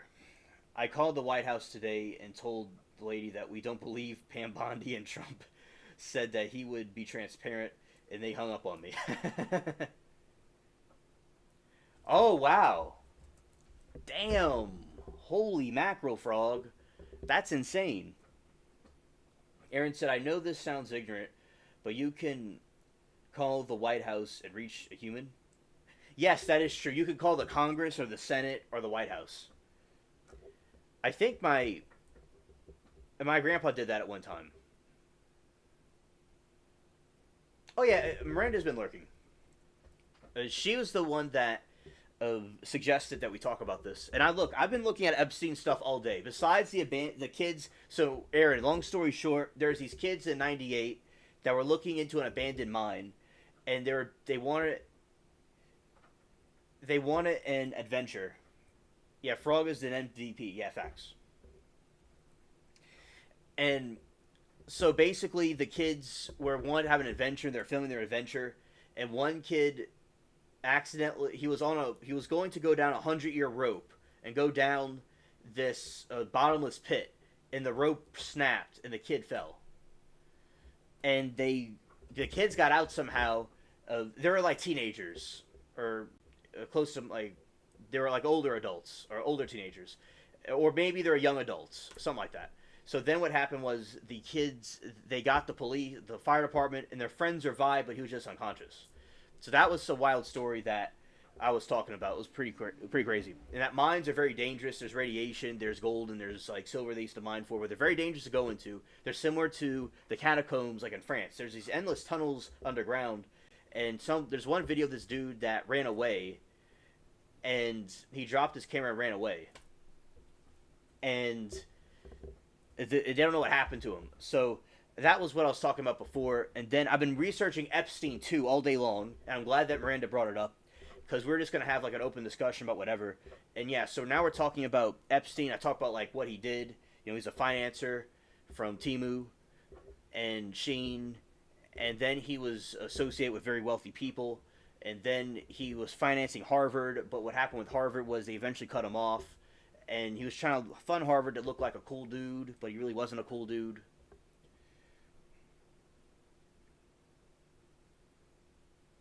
Yeah, and yeah, so shout out to Frog, and that is cool what he did. And Aaron was saying that my story sounds scary. Yeah, it is very scary. I didn't know for sure for a second, but yeah, I'm glad that you think that you agree with me that it's very scary and unfortunate what happened to those, those people. It's a very spooky topic. And Frog said, if you have to listen to a record and pick a number up, I just pick the number and 4 and talk to a human lady. Yeah, so shout out to Frog, the MVP, for calling them out on their nonsense.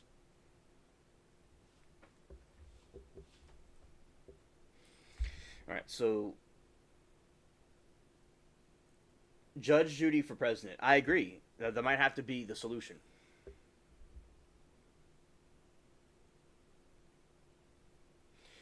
Frog said, I just called Pam Bondi, but it's a recording, and I left a message saying that Pam Bondi, we don't believe you. You're lying, and you should resign. And Virginia told Miami Herald that she received a series of phone calls in rapid succession over 3 days in 2007. The first call was that Maxwell. Then, 1 day later, came a call from Epstein, but whom asked if she had spoken to authorities, following by a third call from FBI agent who stated that Virginia had been identified as a victim during the first criminal case against Epstein.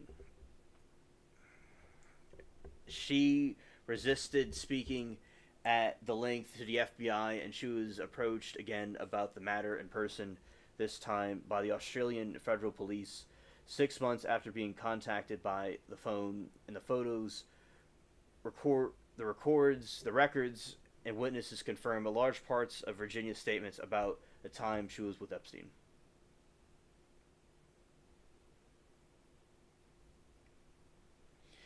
Well, that's great, Miranda.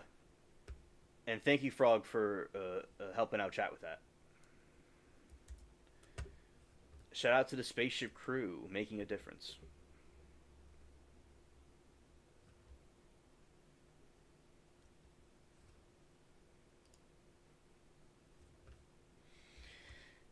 Frog said, I called the Pam Bondi, but it's recording, and I left a message saying that. Oh, I read that already. Okay. Photos, records, and witnesses confirm large parts of Virginia's statement about the time with Epstein. Yes, Smokey, and I have heard about that, and that may be true, but they would have to expose themselves because their people are on the list too. Because they expose him, they also can expose their people. But I do agree with that. I'm not saying he's on the list, but it's very suspicious that he won't release it. It's just, we have a lot of questions. But thank you, Moki, for that. And that's a very good point. And Miranda said, Frog, they didn't hang up, but I recorded the call, and they said that we can complain by sending our contact information, and they said they can't tell us what will happen, but we can complain online. And thank you for posting Pam Bondi's number. Okay. Aaron, but if they expose, then everyone could be for that hat, like everybody is guilty. Moki said she called the White House when she was in college.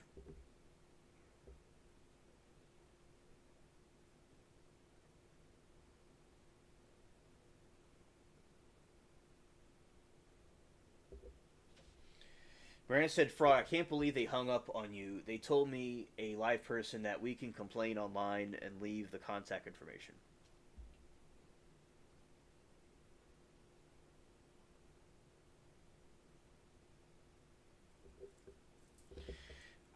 It could have been Bush or something even further back at that time. But Mocha can say what president was around when she was in college if she wants to. And first criminal case against Epstein. In 2006, a year before Virginia was first contacted by authorities, Palm Beach deputies had growing body of evidence against Epstein and signed a probable cause affidavit charging him with multiple counts of unlawful sex acts with a minor. Epstein hired a team and powerful lawyers, including Alan Dershowitz and Jack Goldberger, Ken Starr, and Jay Lefkowitz, to serve in his defense. As the case progressed, police chief Michael Reiter became alarmed that the handling of the case by the state prosecutors and then state attorney Barry Kissinger on May 1, 2006, and Reiter asked the Kissinger to remove himself from the case. With the Kissinger decline, the police chief Reiter turned his evidence over to the FBI or federal prosecution. While Reiter was initially hopeful and the FBI would thoroughly investigate and move the matter to a conclusion, in 2007, the South Florida U.S. Attorney Alexander Acosta decided not to prosecute Epstein in federal court and referred the matter back to local jurisdiction. Yeah, when it was Bush. Yeah.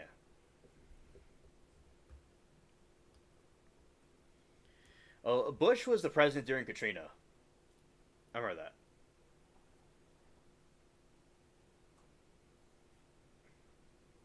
20 years ago. Frog said, I call Ted Cruz, my representative from Texas, all the time and tell him what I think. Of course, it's a recording. Well, Frog, I'm glad that you're staying active and you're in the government and letting them know what we think. Lee police detectives Joseph Reckery asserted that the state prosecutors were at first eager to pursue criminal actions against Epstein, but that everything took a turn when the lawyer Alan Dershowitz got involved. Kissinger then decided to take an unusual action of turning Epstein's case over to a grand jury and then presented a testimony from only one girl. Epstein's legal team aggressively sought concessions and prolonged the process when negotiations plea deal with Acosta. And Frog said, I also called Chuck Schumer and give his recorder an earful. Well, that's great, dude. MVP. Facts. Facts. Acosta, who described the tactics of Epstein's lawyers as a year-long assault on the prosecution, and prosecutors eventually agreed to sign a controversial non-prosecution agreement in 2008, which was done without informing the victims, later determined to be in violations in Victims' Rights Acts.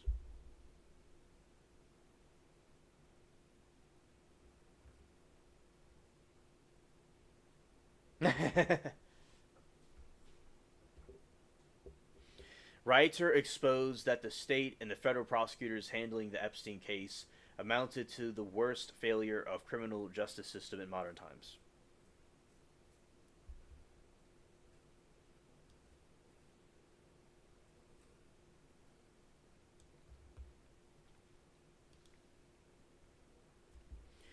Crime Victims' Rights Act lawsuit of 2008 to 2019. In 2008, lawsuits for Jane Doe versus United States of America was filed by Bradley Edwards and Paul G. Casel that accused the U.S. Justice Department of violating the Crime Victims' Rights Act during the first criminal case against Epstein by failing to allow several of his victims to challenge his plea deal. Epstein sued the Bradley Edwards for civil racketeering, but the later dropped his suit. Edwards countersued for malicious prosecution, with the result of Epstein's issued a public apology to the lawyer and settled the case for an undisclosed amount on December 2018. Edwards, who represents several Epstein accusers, in addition to Virginia, reportedly settled the aid of his clients were the greatest wish to pursue their larger objective of having their allegations heard in a federal court in order to return the non-prosecution agreement. Edwards stated that they're willing to talk. They want to share their stories. This part of their healing.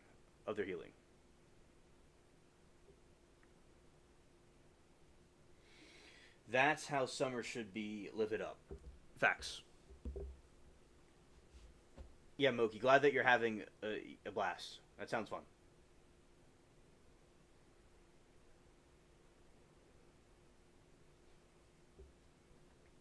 Moki says, my dad has dementia, so we're trying to do stuff with my parents all the time. Well, I'm very glad that y'all are doing that with your parents. You're doing stuff with your parents. That's good.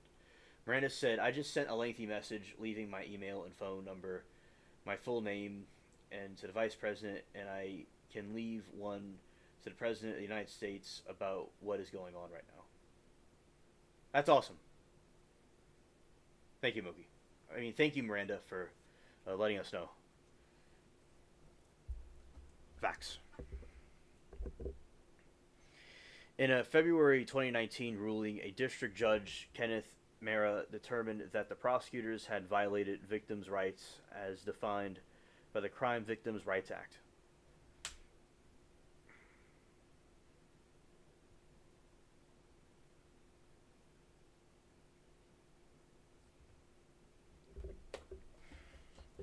Victims' civil suit. In May 2009, Virginia filed a lawsuit as Jane Doe and 102 against Epstein, and accused Maxwell of recruiting her to a life of being sexually trafficked while she was a minor. By late 2009, dozens of Epstein's victims had filed a civil lawsuit against him. All suits were settled for undisclosed amounts. In January 22, unsettled documents revealed that the settlement account of the 2009 case entitled Jane Doe Number 102 versus Jeffrey Epstein, 500,000 equivalent to 733,024, and the other unspecified viable consideration.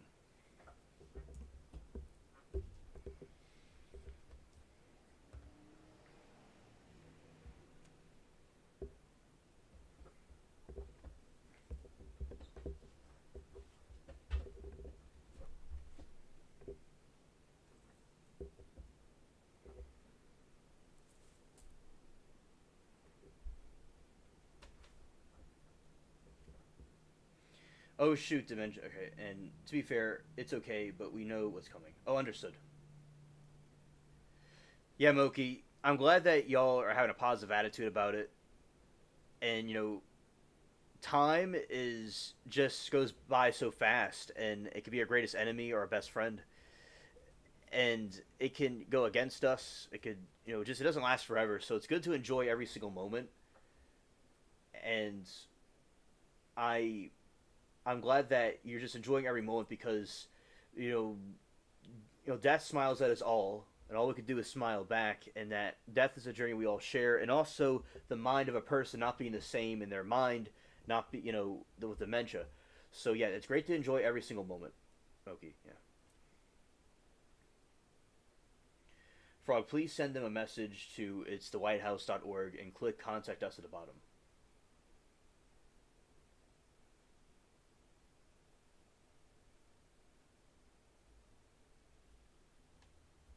Aaron, that's true. Yeah, absolutely. It does take a village.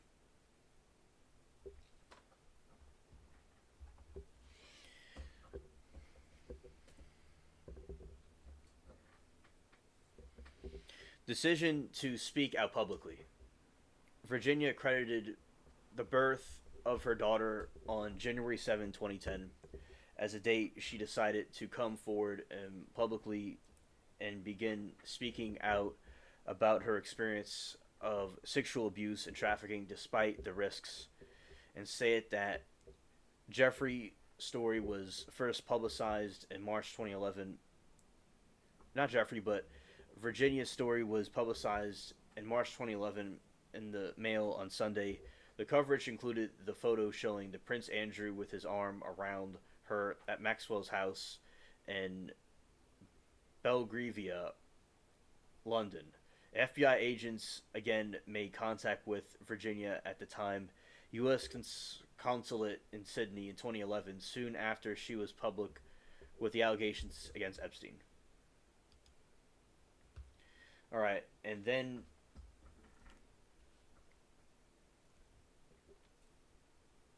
what you have here is a picture of a beautiful blue butterfly.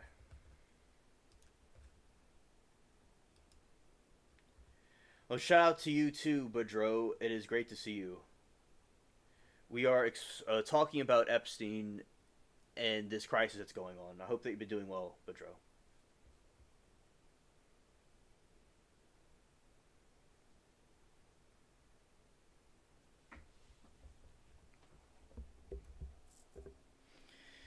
In December 2014, Virginia set up the framework for her organization victims, Refuse Silence. It was registered as a 501 nonprofit organization in 2015. The objective of Victims Refuse Silence to help survivors surmount the shame, silence, and mediation of the typical experience by victim of the sexual abuse. And it's good to see you too, Bidro. And to help others escape becoming victims of the sexual trafficking. Scared. For her organization, Virginia used the imagery of a blue morpho butterfly to symbolize a transformation and empowerment that occurs when a victim becomes a survivor. Blue is the international color of human trafficking awareness, and the United States has designated the January as Human Trafficking Awareness Month, with January 11 listed as National Wears Blue Day. Virginia Charity was reluctant in November 2021 under the name Speaking Out, an act to reclaim SOAR.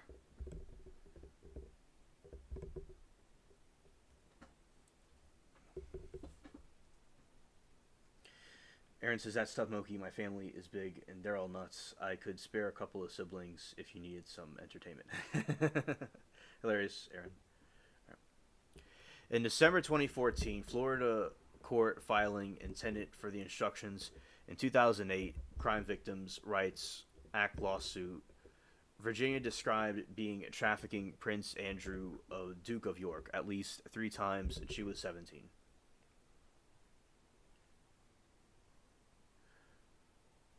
Oh, good night, Frog. See you later, buddy. Keep on fighting the fight, Frog. Thank you. We salute you. Thank you for everything you're doing. Hello, Eric. Good to see you, buddy. And exactly, where are they? Exactly.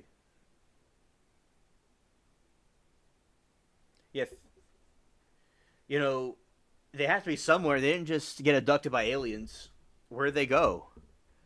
You know, there's more questions than answers. You know, why are they concealing this information? Are both sides working together? Is it 2 wings of the same bird? I'm not saying that Trump's on the list, or he isn't. He could be, he could not be. But I just have a lot of questions, like, why isn't he releasing information, allegedly? Why are they not saying that the dude deleted himself? It's just really insane that these people are not, they're saying there's a list, and they're saying there's not a list. So I am very disappointed with this administration, what they're doing at the moment. Maxwell instructed him to Prince Andrew and what to do Epstein. She acknowledged that Epstein paid her $15,000 after she had sex with Duke in London.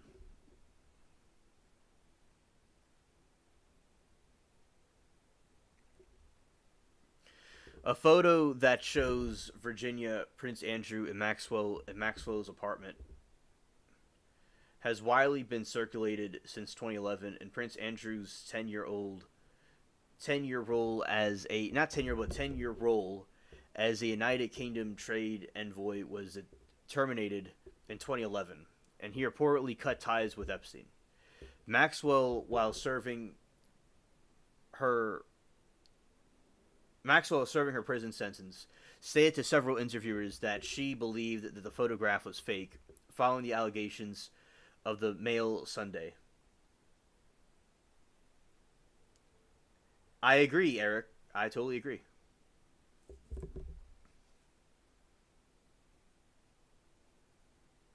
Oh, okay, Moki, that's good to know.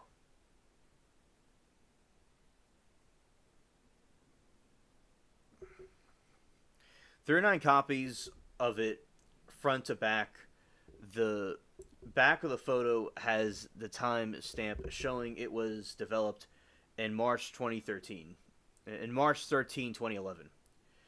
Their days after Andrew allegedly engaged in sexual activity with Guthrie, and is printed at the 1-hour photo of Walgreens in Florida near Virginia's former home.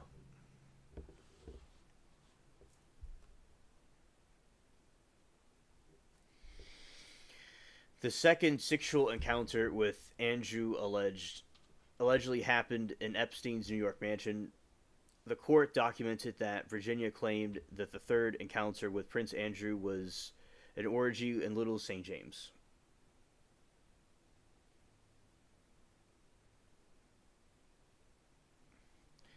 Several underage girls from Eastern Europe and the prince to Epstein himself.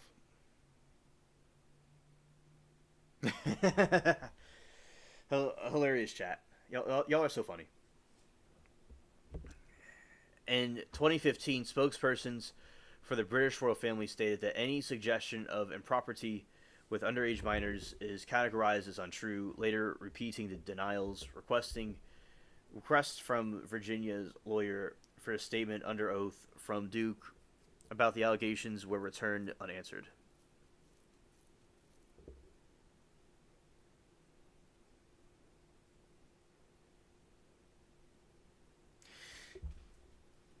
Yeah, Aaron, I agree that YouTube is cringe for not having those features. Yeah.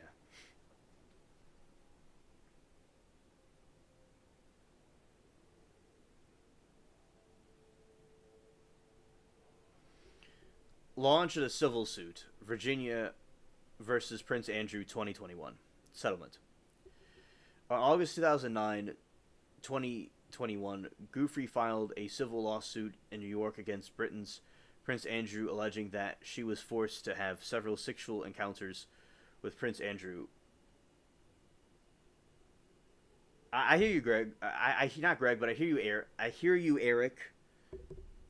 There's something has to happen, and this is just not right. Have several sexual encounters with the prince on early 2000s after being trafficked by Epstein when she was 16 and 17 years old. Andrew denied Virginia claims on January 12, 22. Lewis A. Kaplan rejected Andrew's attempts to dismiss the case, allowing the sexual abuse lawsuit to proceed.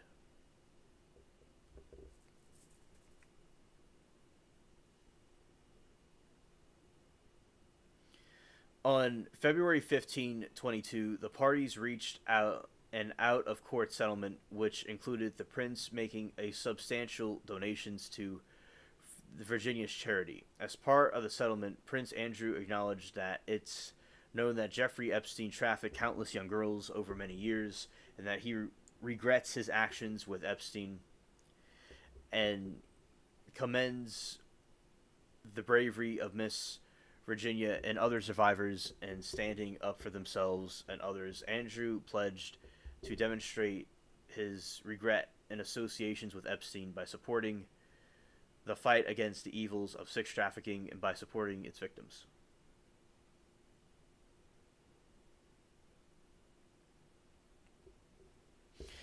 The settlement was an estimated £12 million, part of which went to SOR.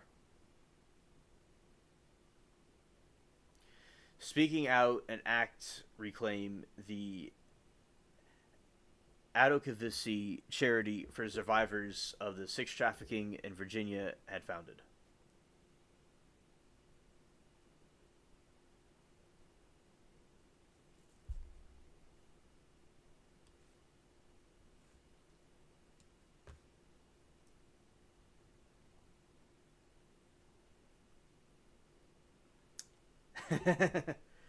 That's funny, Aaron. She said, "Well, it's not alien. I'm almost certain." Right. And Eric says, "I want to see Diddy list. Some are on both lists." Yes, Eric, I want to see that too. I want to see who's on that list, who's on it, and I'm sure that there's overlapping between the two lists. I agree. Alan Dershowitz allegations and related lawsuits. Virginia claims that Epstein sex trafficked her to lawyer and Harvard law professor emeritus Alan Dershowitz at least 6 times. And the first when she was aged 16, he denied the claims. Dershowitz represented Epstein in his 2008 criminal conviction and helped to negotiate the controversial non-prosecution agreement on his behalf.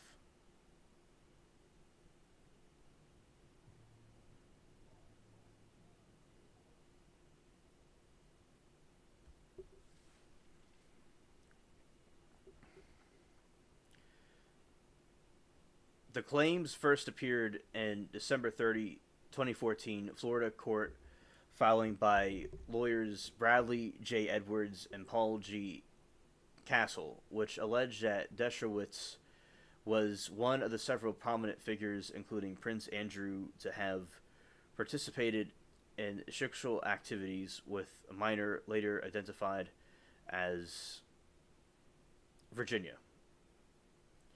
The affidavit from the Guthrie was meant for inclusion as part of the 2008 Jane Doe USA versus USA, accusing to the Justice Department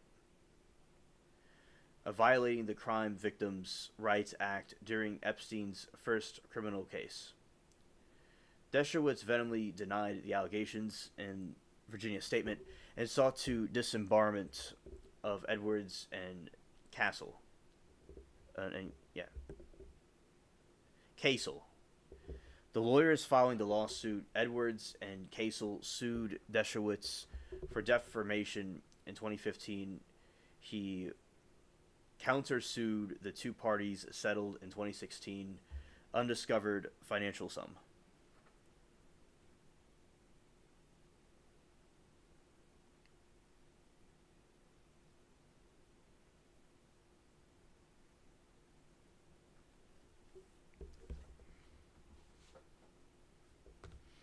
Yeah, that is most likely true. Eric, I do agree.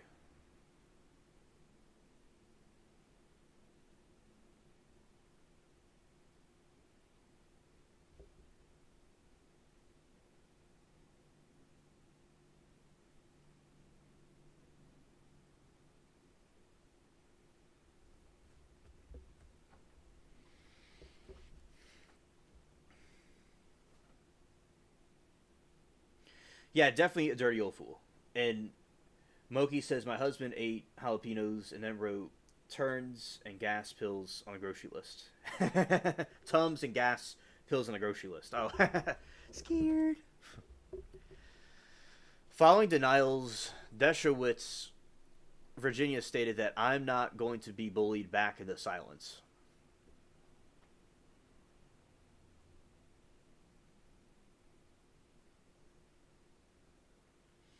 And Moki says, I don't think that Dershowitz did anything he'd be trying to hide. Understood. And maybe he's trying to act innocent, and if he went to go hide, people would think that he's not really innocent. So maybe it is, maybe he didn't do it, or maybe he's trying to disguise himself. In 2014, Virginia was represented by Stanley Pottinger, whose firm specializes in sex abuse cases involving women and children, anticipating that the challenges that got awaited in Virginia is accumulating extremely wealthy and powerful individuals. Pottinger looked for another lawyer that could match this.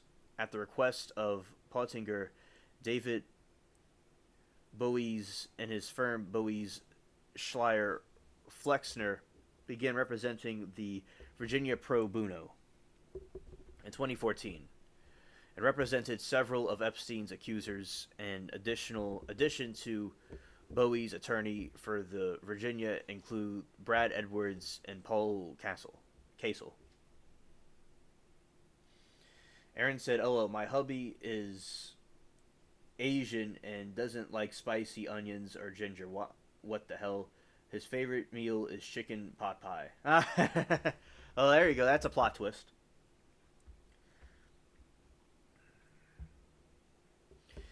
Yeah, Moki, sometimes when eating too much spicy stuff, it doesn't really...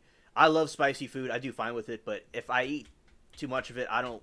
My system doesn't completely agree with it if it's too much of it. But I do, over the years, quite well with it in moderation. But yeah, I understand it can cause the system to have problems. Yeah. Launch of a civil suit. Virginia versus Alan Dershowitz.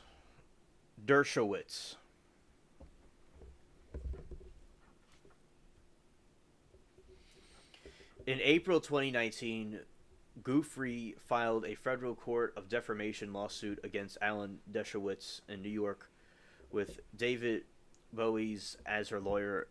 The same month, Maria Farmer filed an affidavit in support of Virginia's defamation suit against Dershowitz, which stated that while Farmer worked the signing and guests at Epstein's front desk in 95 to 96, she had rarely encountered Dershowitz in New York mansion at the time when underage girls were present.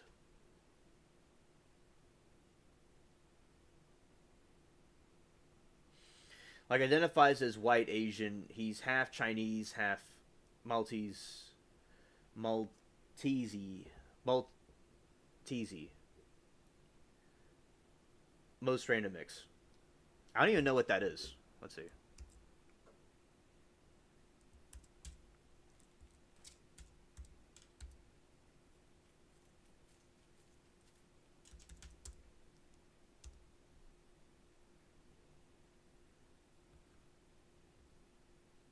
Ah, okay. I see what that is. Alright. Ah, okay.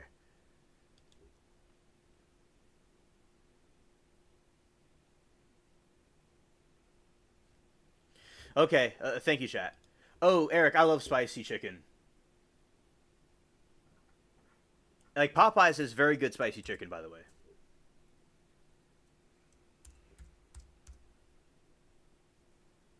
Oh, Malta. Oh, I know what Malta is. Okay. I've talked about Malta before.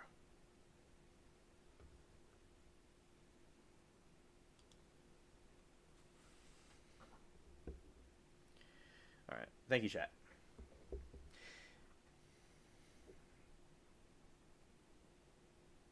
All kids these days are obsessed with Korea. When I was growing up, it was Japan. Now it's Korea.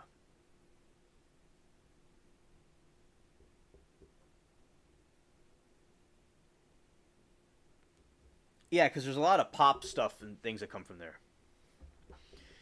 The same month.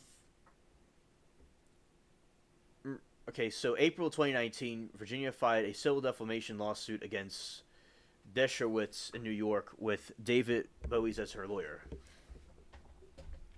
That same month, Maria Farmer filed an affidavit in support of Virginia's defamation suit against Dershowitz, which stated that while Farmer worked the signing in as guests at Epstein's front desk, and okay, I read that. Okay, so in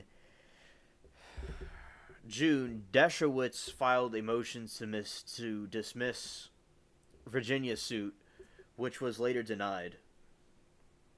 And a motion is disqualified as the lawyer's firm representing her, which was later approved. And Virginia stated that in 2019, she continued to stand by her claims of misconduct by Dershowitz, and Dershowitz accused Bowies of pressuring Virginia to provide false testimony, in response to which Bowies sued Dershowitz in November 2019 for defamation.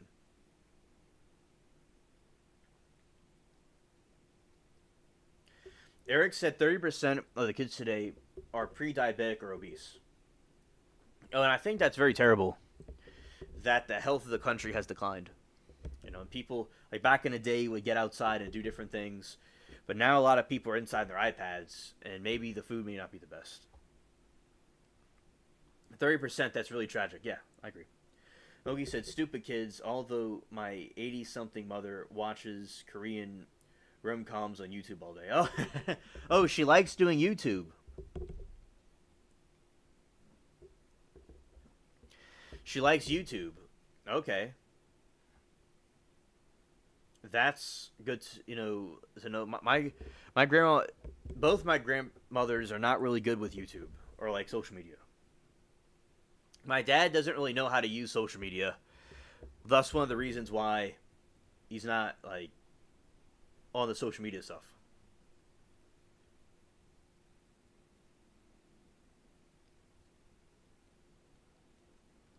Yeah, shout out to Moki's mom. That'd be pretty cool. In 2019, Charles Cooper took over the representation of Virginia in defamation suit against. Her favorite topic is a topic along with Meghan Markle. Virginia is a defamation suit against Dershowitz after a judge ruled that Bowie's could now not continue as Virginia's lawyer because Dershowitz claimed that she conspired with her attorneys to make false claims that turned Bowie's into a potential witness.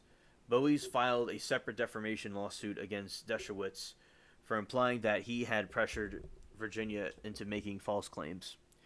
All claims were dismissed in November 8, 2022, after attorneys for Virginia, Bowie's, and Dershowitz filed joint stipulations, and no fees were awarded to either side. Virginia stated that she may have been mistakenly identified as Dershowitz.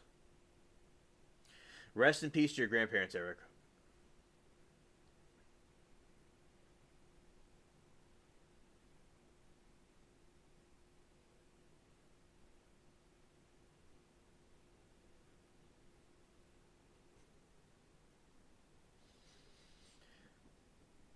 Oh, rest in peace to your parents also, Eric. Aaron says, if I've ever wanted to punch a celebrity in the face, it would be Megan or that dumb her interview. Who interviews her?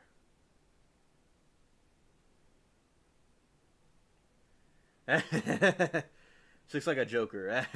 Oh yeah, yeah.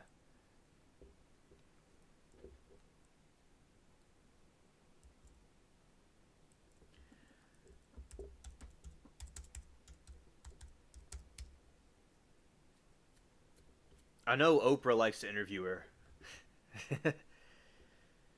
Oprah gets emotional with her.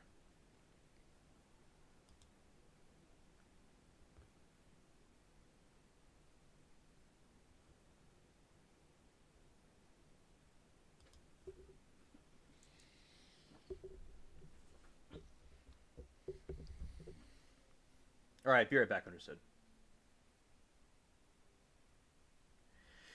So with Meghan Markle, yeah, she's a total cringe. Yeah, total cringe.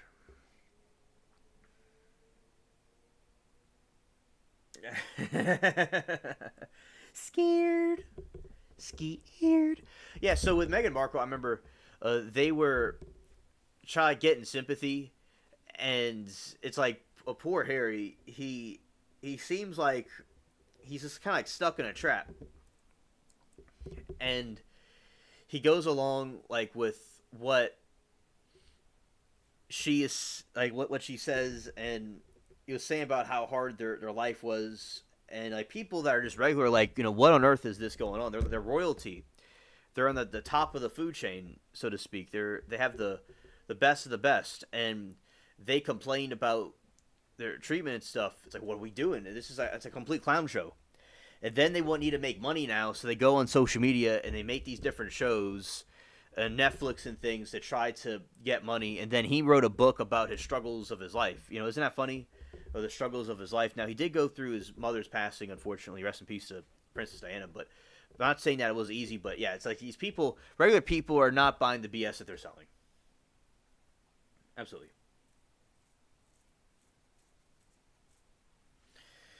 Filed for separate defamation lawsuit against Dershowitz for implying that he had pressured Virginia into making of the false claims. All claims were dismissed in November 8, 22, and the additional cases. Okay.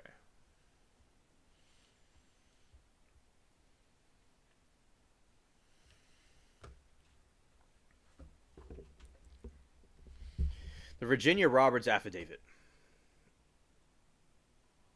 Yes, I agree, Aaron. Yeah, they all sold their souls a long time ago. Yes.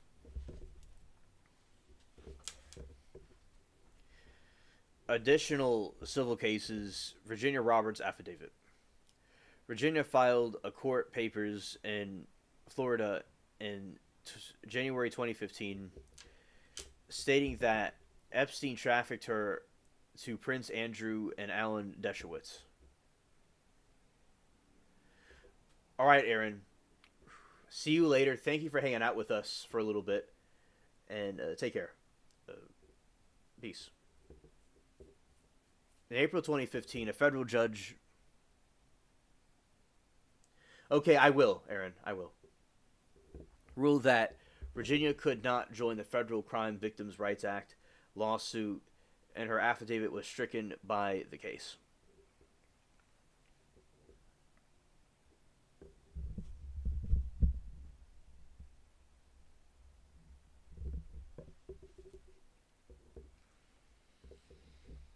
As a result of the allegations and Maxwell's comments about them,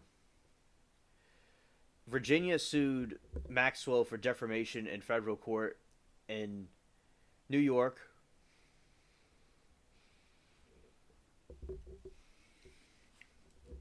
In September 2015. Thank you, Aaron. You're awesome too, and I'm glad that you enjoy the streams. All right. So, as a result, the case was under seal in June. Okay, so as a result, it was 2015. After much legal confrontation, the case was settled under seal in 2017 of June, with Maxwell reportedly paying Virginia millions. On January 8, 24, the court on January 8, 24, court unsealed the documents related to this lawsuit, totaling the 4,553 pages and revealing the names of 150 people connected to Epstein.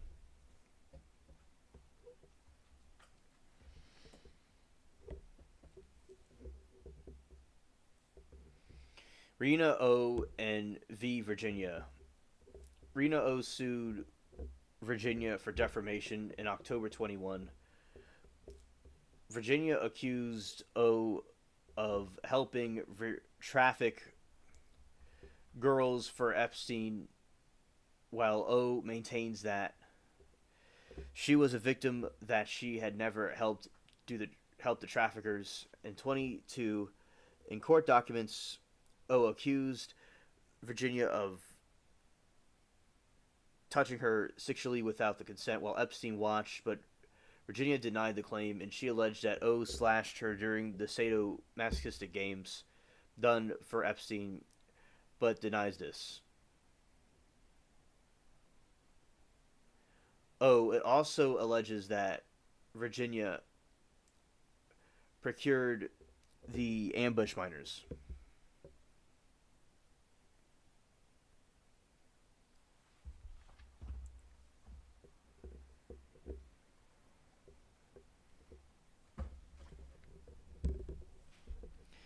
Second criminal case against Epstein. Jeffrey Epstein was arrested on 6/2019 at Teterboro Airport in New Jersey and charged with sex trafficking conspiracy by prosecutors with the Public Corruption Unit in the Southern District of New York. In the indictment, the Epstein was accused of soliciting messages from underage girls where the activities became increasingly sexual, then the enlisting of the girls to recruit other underage victims to pay. U.S. Attorney General Gorfie Berman of the U.S. District Court of the Southern District of of New York appealed the victims that Epstein from the forward. The federal indictment also listed the key role in Epstein's paid employees associated with the responsible for scheduling the victims. And Moki says, bye, Aaron.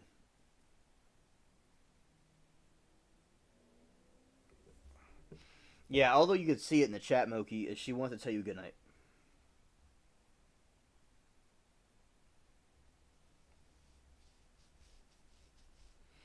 Yeah, Moki, my great-grandparents died in the early 2000s. My grandparents on both sides are still alive, but my great-grandparents, at least on my mom's side, passed away some in the 90s and early 2000s. the great grandparents. So, uh, my mom's grandparents. So, but my grandparents are still alive.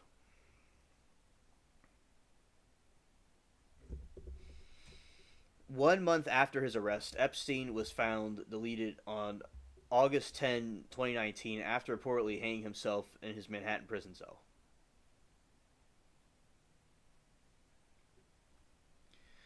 On August 29, 2019, in the wake of the Epstein's deletion, days prior to the case against Epstein was closed after the District Richard Berman dismissed all sexual trafficking charges. Judge Berman expressed support for Epstein's accusers, stating that he invited them to speak publicly at a hearing on 2019.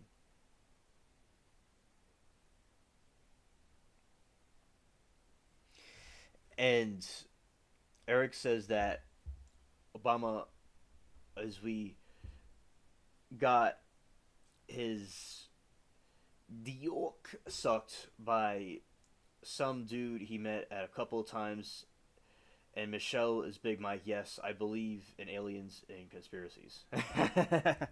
Well, welcome aboard, Eric. Shout out to you, buddy. Facts. On August 27, 2019, out of respect for the difficult decisions victims made to come forward, Virginia was among the 16 women who spoke publicly at the hearing, which include Ann Osoka Di Gorgio, no, Gorgio, no, Giorgio, Sarah Ransom, and Jennifer Eros, and also Davies, Count and Courtney Wild, Teresa Helm, and Marjek. At the time of the hearing, Virginia stated, "The reckoning must not end. It must continue. He did not act alone. We, the victims, know that." Prosecutors signed that they would continue the investigation for potential co-conspirators.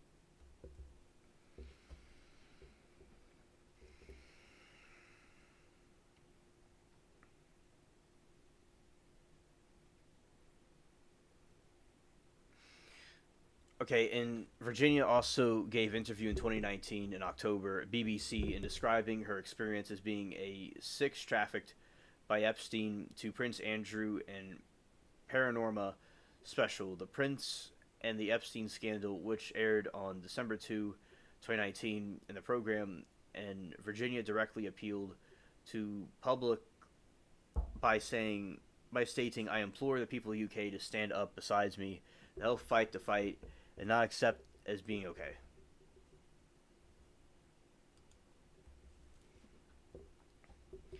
BBC reported that Emily Mattis conducted the Newsnight interview with Prince Andrew, discussing Virginia's allegations and his friendship with Epstein, which aired on November 16, 2019. The reaction to Prince's conduct during the interview was one of the overwhelming disapproval. This, combined with Virginia's public appeal, helped to lead a widespread shift in the opinion by British people. The Prince resigned from the royal duties in November 2019, as a number of organizations and charities that he was contacted to sever ties, despite the Prince's promises to assist authorities. In January 2020, U.S. Attorney General Gorfie Berman stated that the Prince Andrew had provided zero cooperation after the FBI and Southern District of New York had requested an interview with him as part of the Epstein inquiry. In July 2020, following the Maxwell's federal indictment, Virginia was interviewed by Gayle King, CBS Morning. These survivors, Virginia and other survivors of Epstein's sex trafficking ring, were featured in the four-part of Surviving Jeffrey Epstein.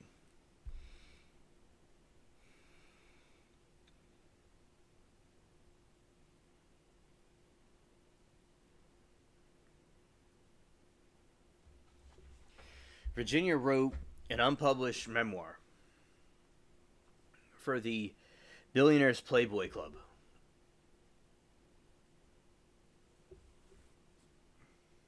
In which described her with the Eppinger of Epstein. It was filed as evidence during Virginia's 2015 lawsuit against Maxwell and unsealed in 2019. Personal life. Following the marriage to Robert Guifieri in 2002, Virginia lived in the Gleaning Valley of the Central Coast of New South Wales.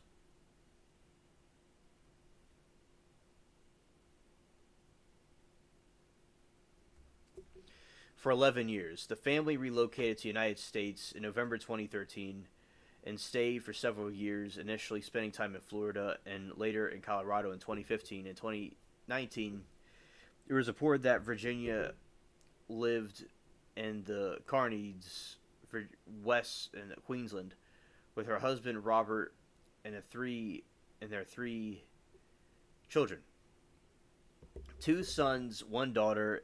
In 2020, said they moved with her family in the ocean reef of Perth, Western Australia by early 2015.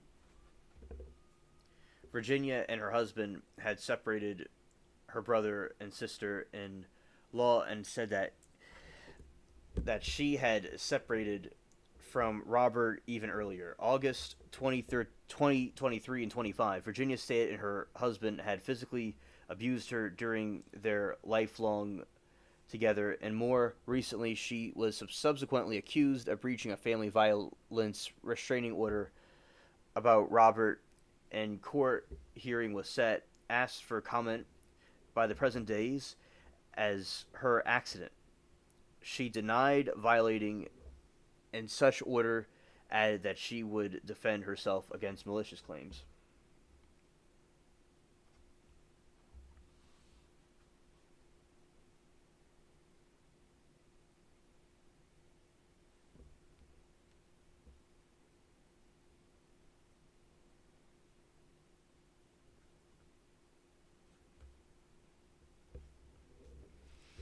Hospitalization and deletion. On March 31, 2025, an Instagram post, Virginia claimed that her car collided with a bus traveling at 110 kilometers hours, resulting in her going into renal failure. Virginia said that she had been given 4 days to live. Her family later said in a statement that the police were called, but said that there was no one available to come to the scene. Virginia, who was banged up and bruised, was subsequently taken to a hospital as her condition deteriorated. She was later discharged. Virginia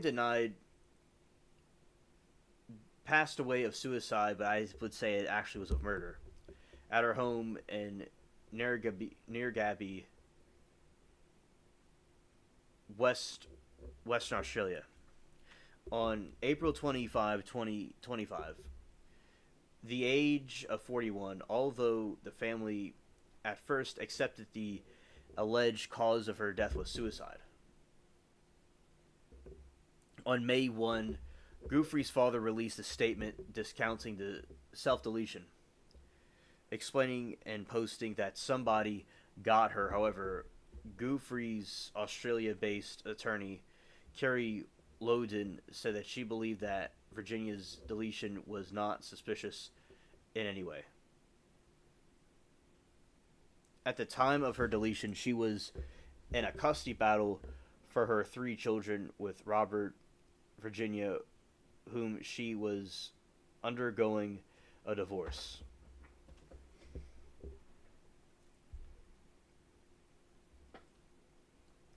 I bought this Meteor Mango vape yesterday before work.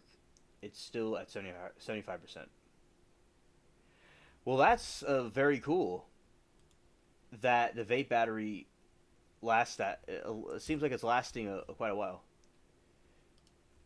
I haven't seen vapes in years. Okay, Moki. Nice chatting with you too, and see you tomorrow as well. Hopefully tomorrow. All right.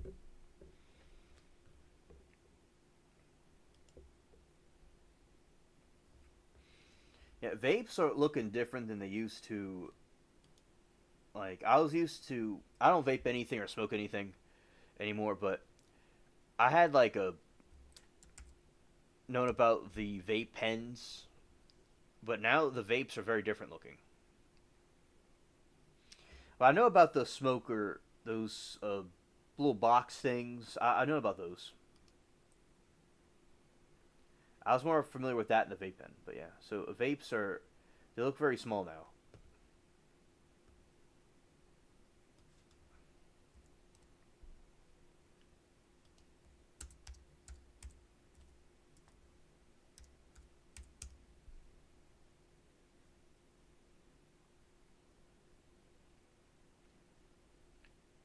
Yeah, as I said, they're getting more modernized looking. They're getting smaller too.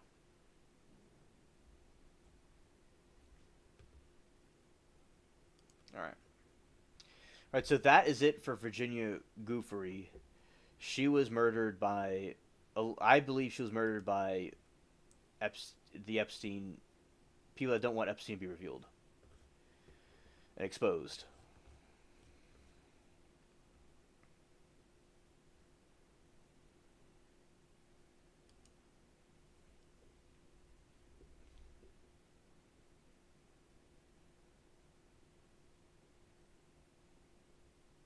Yep.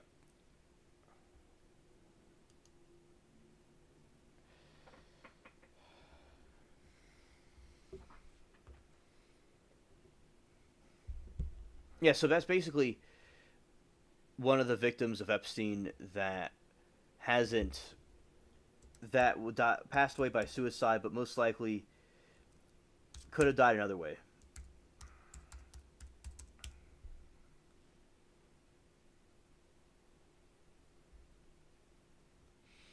All right, let's see some other updates about this with Bondi and Trump. Let's see.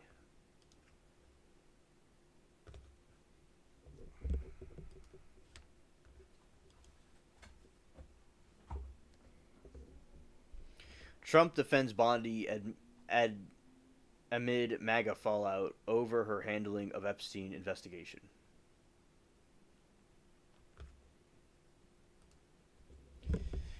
President Trump offered a full-throttled defense attorney General Pam Bondi on Saturday amid criticisms for some of his base over the release of the memo about accused sex trafficker Jeffrey Epstein, writing on True Social that Bondi is doing a fantastic job in her role.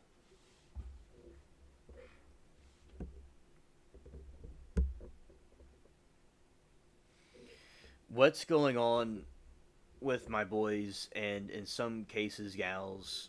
They're all going after Attorney General Pam Bondi, who is doing a fantastic job. Trump wrote,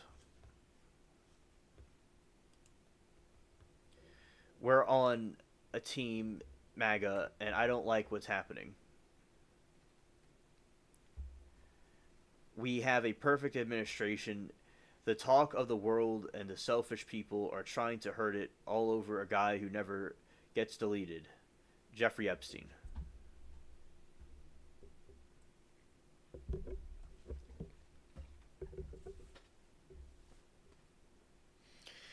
Privately, Trump has doubled down on his support for Bondi.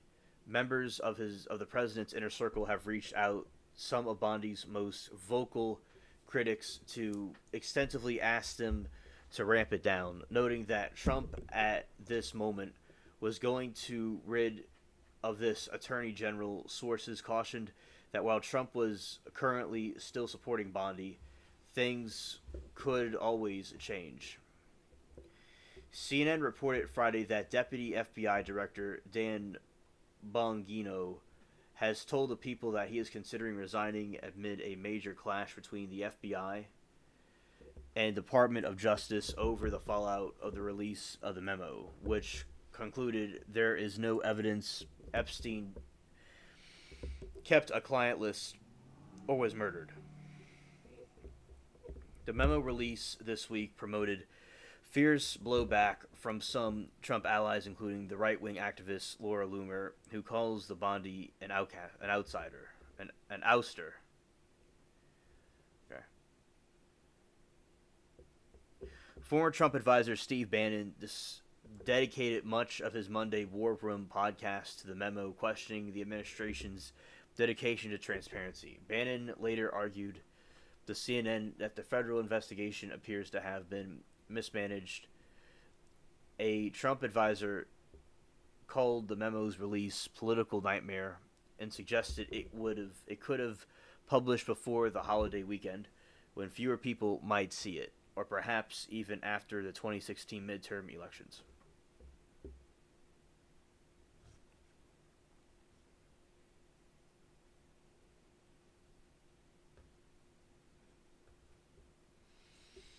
Former Fox News host Tucker Carlson argued on his podcast that Bondi is covering up crimes, very serious crimes, by their own description.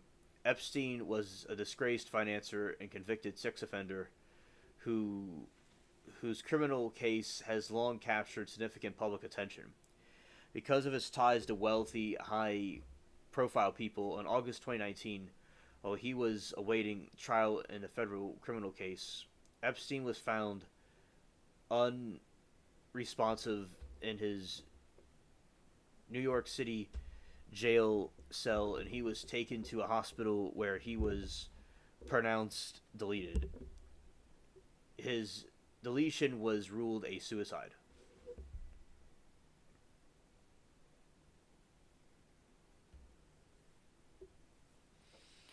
The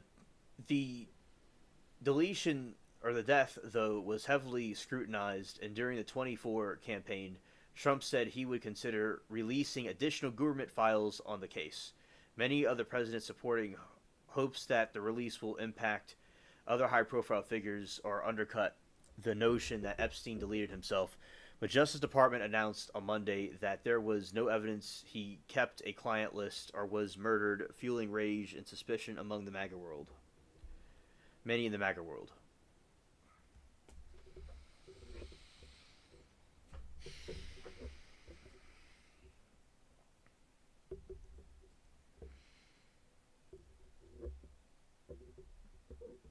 Trump himself shrugged off the questions about investigations into Epstein in the memo's release, telling reporters that the White House on Tuesday, "I can't believe you're asking a question on Epstein at a time like this."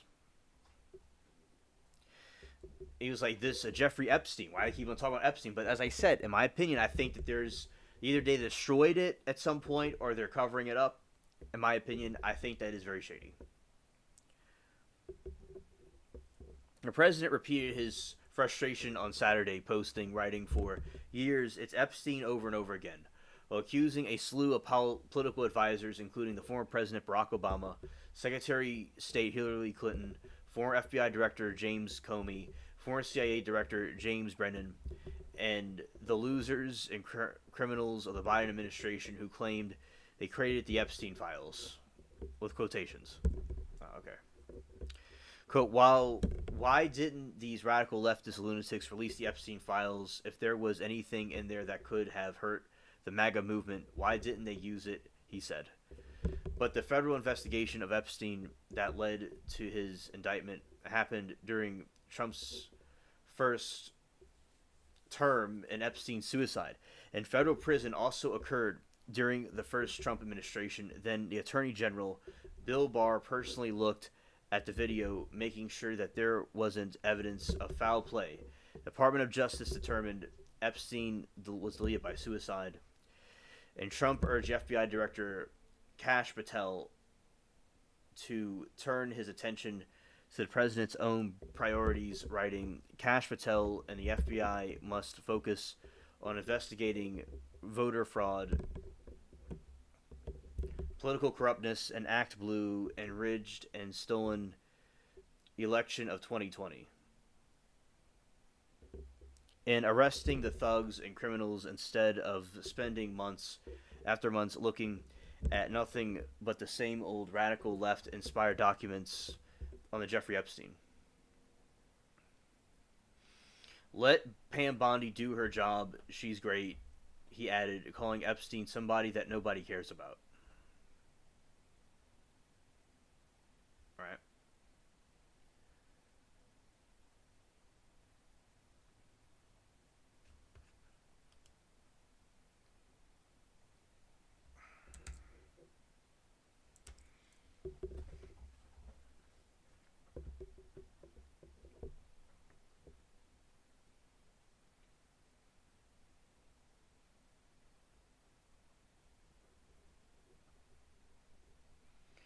All right, so theories of blackmail and murder.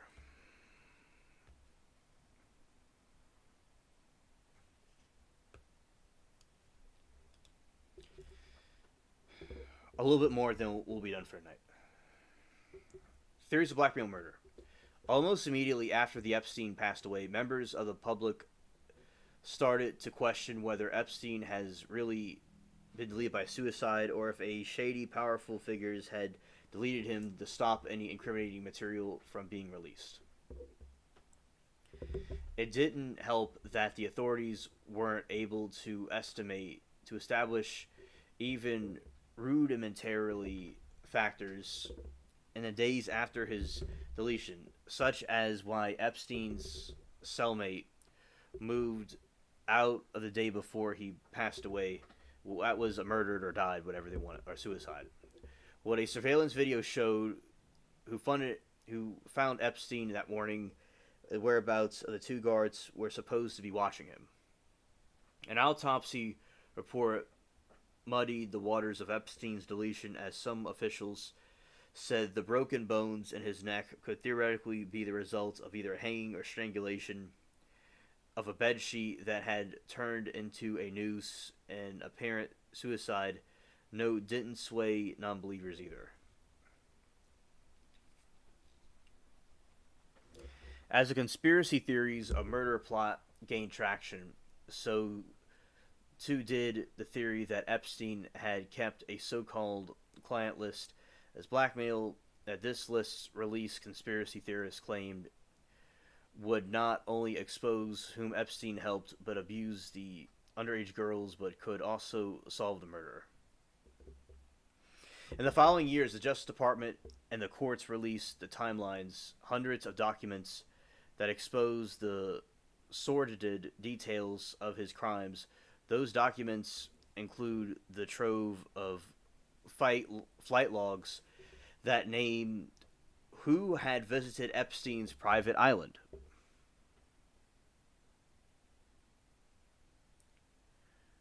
You're welcome, Miranda. You're welcome, Miranda. I'm glad to do this for y'all. And I'll be continuing to cover this over time as well. All right. An international DOJ watchdog conducted that a years-long investigation and issued a nearly 130-page scathering report that meticulously details the happenings of the Manhattan jail the day Epstein was deleted outside of the Federal Bureau of Prisons and multiple failures. The report concluded that there was no evidence to contradict the absence of the criminality. Shout out to Mary Toodles. And Epstein's deletion, meaning that he had been deleted by self-deletion. But the conspiracy theorists, often pushed by the mirrored right-wing figures, also the left, include the FBI Director Kash Patel, Deputy Director of Dan Bendigo, never sustained. Something new is that Trump's DOJ teases new evidence coming up shortly. During his 24 2024 campaign, Trump said that he would consider releasing additional government files on Epstein, promising to fulfill the demand from the right-wing figures as part of his push for government-wide transparency. This systematic review revealed incriminating client list memos states there was also no credible evidence found that Epstein blackmailed prominent individuals as part of his actions. We did not uncover evidence that could predicate the investigation against uncharged parties. All right.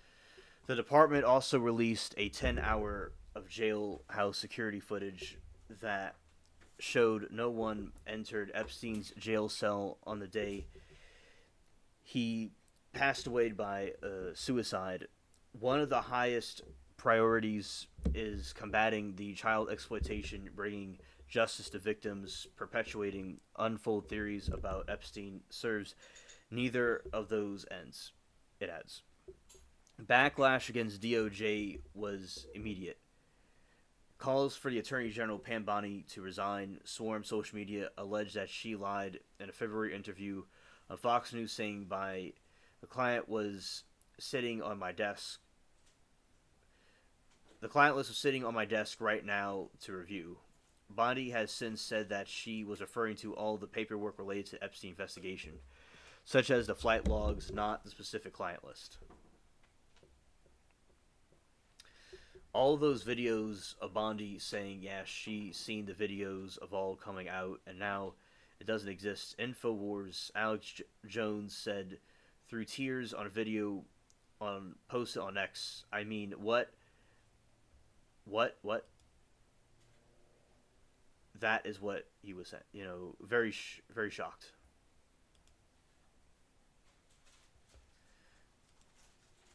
Yeah, I could tell Alex Jones would not be a happy camper about this. No.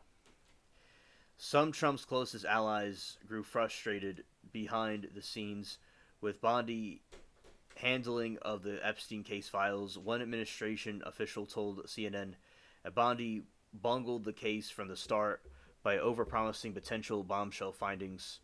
For his part, Trump on Tuesday at the White House tried to move on, lashing out of the reports who asked about DOJ memo. Are you still talking about Jeffrey Epstein? That's what he was saying, right? So let's see.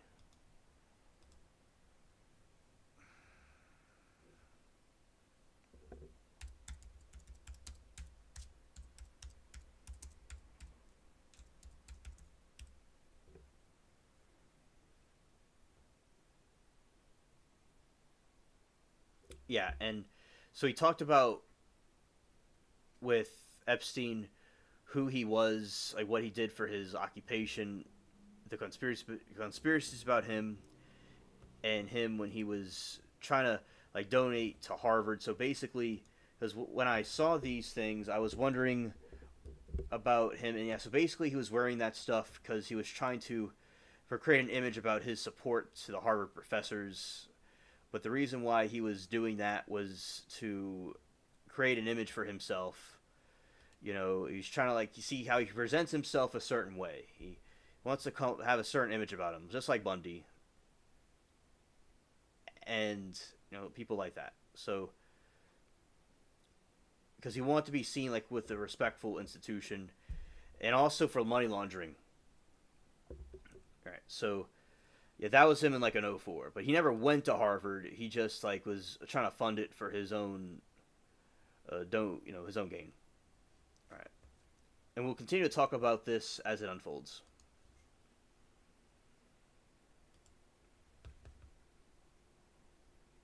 Okay. All right, so I want to. Now we have reached the ending part of the show, and I want to thank everybody for coming and being here. We had a very good stream. We talked about a couple of different things. And thank you, Miranda, for bringing this up. I enjoyed the topic and talking about it because I've been saying about it today. And anytime like you want to talk about stuff, we will be glad to do it here along with everybody else. All right. So everybody have a very good weekend. And we'll probably be live tomorrow also because we're live every day. and comment or any questions or anything in the comments section for future stuff to talk about, if or during a stream, it's fine. And thank everybody for coming. Have a good one and peace.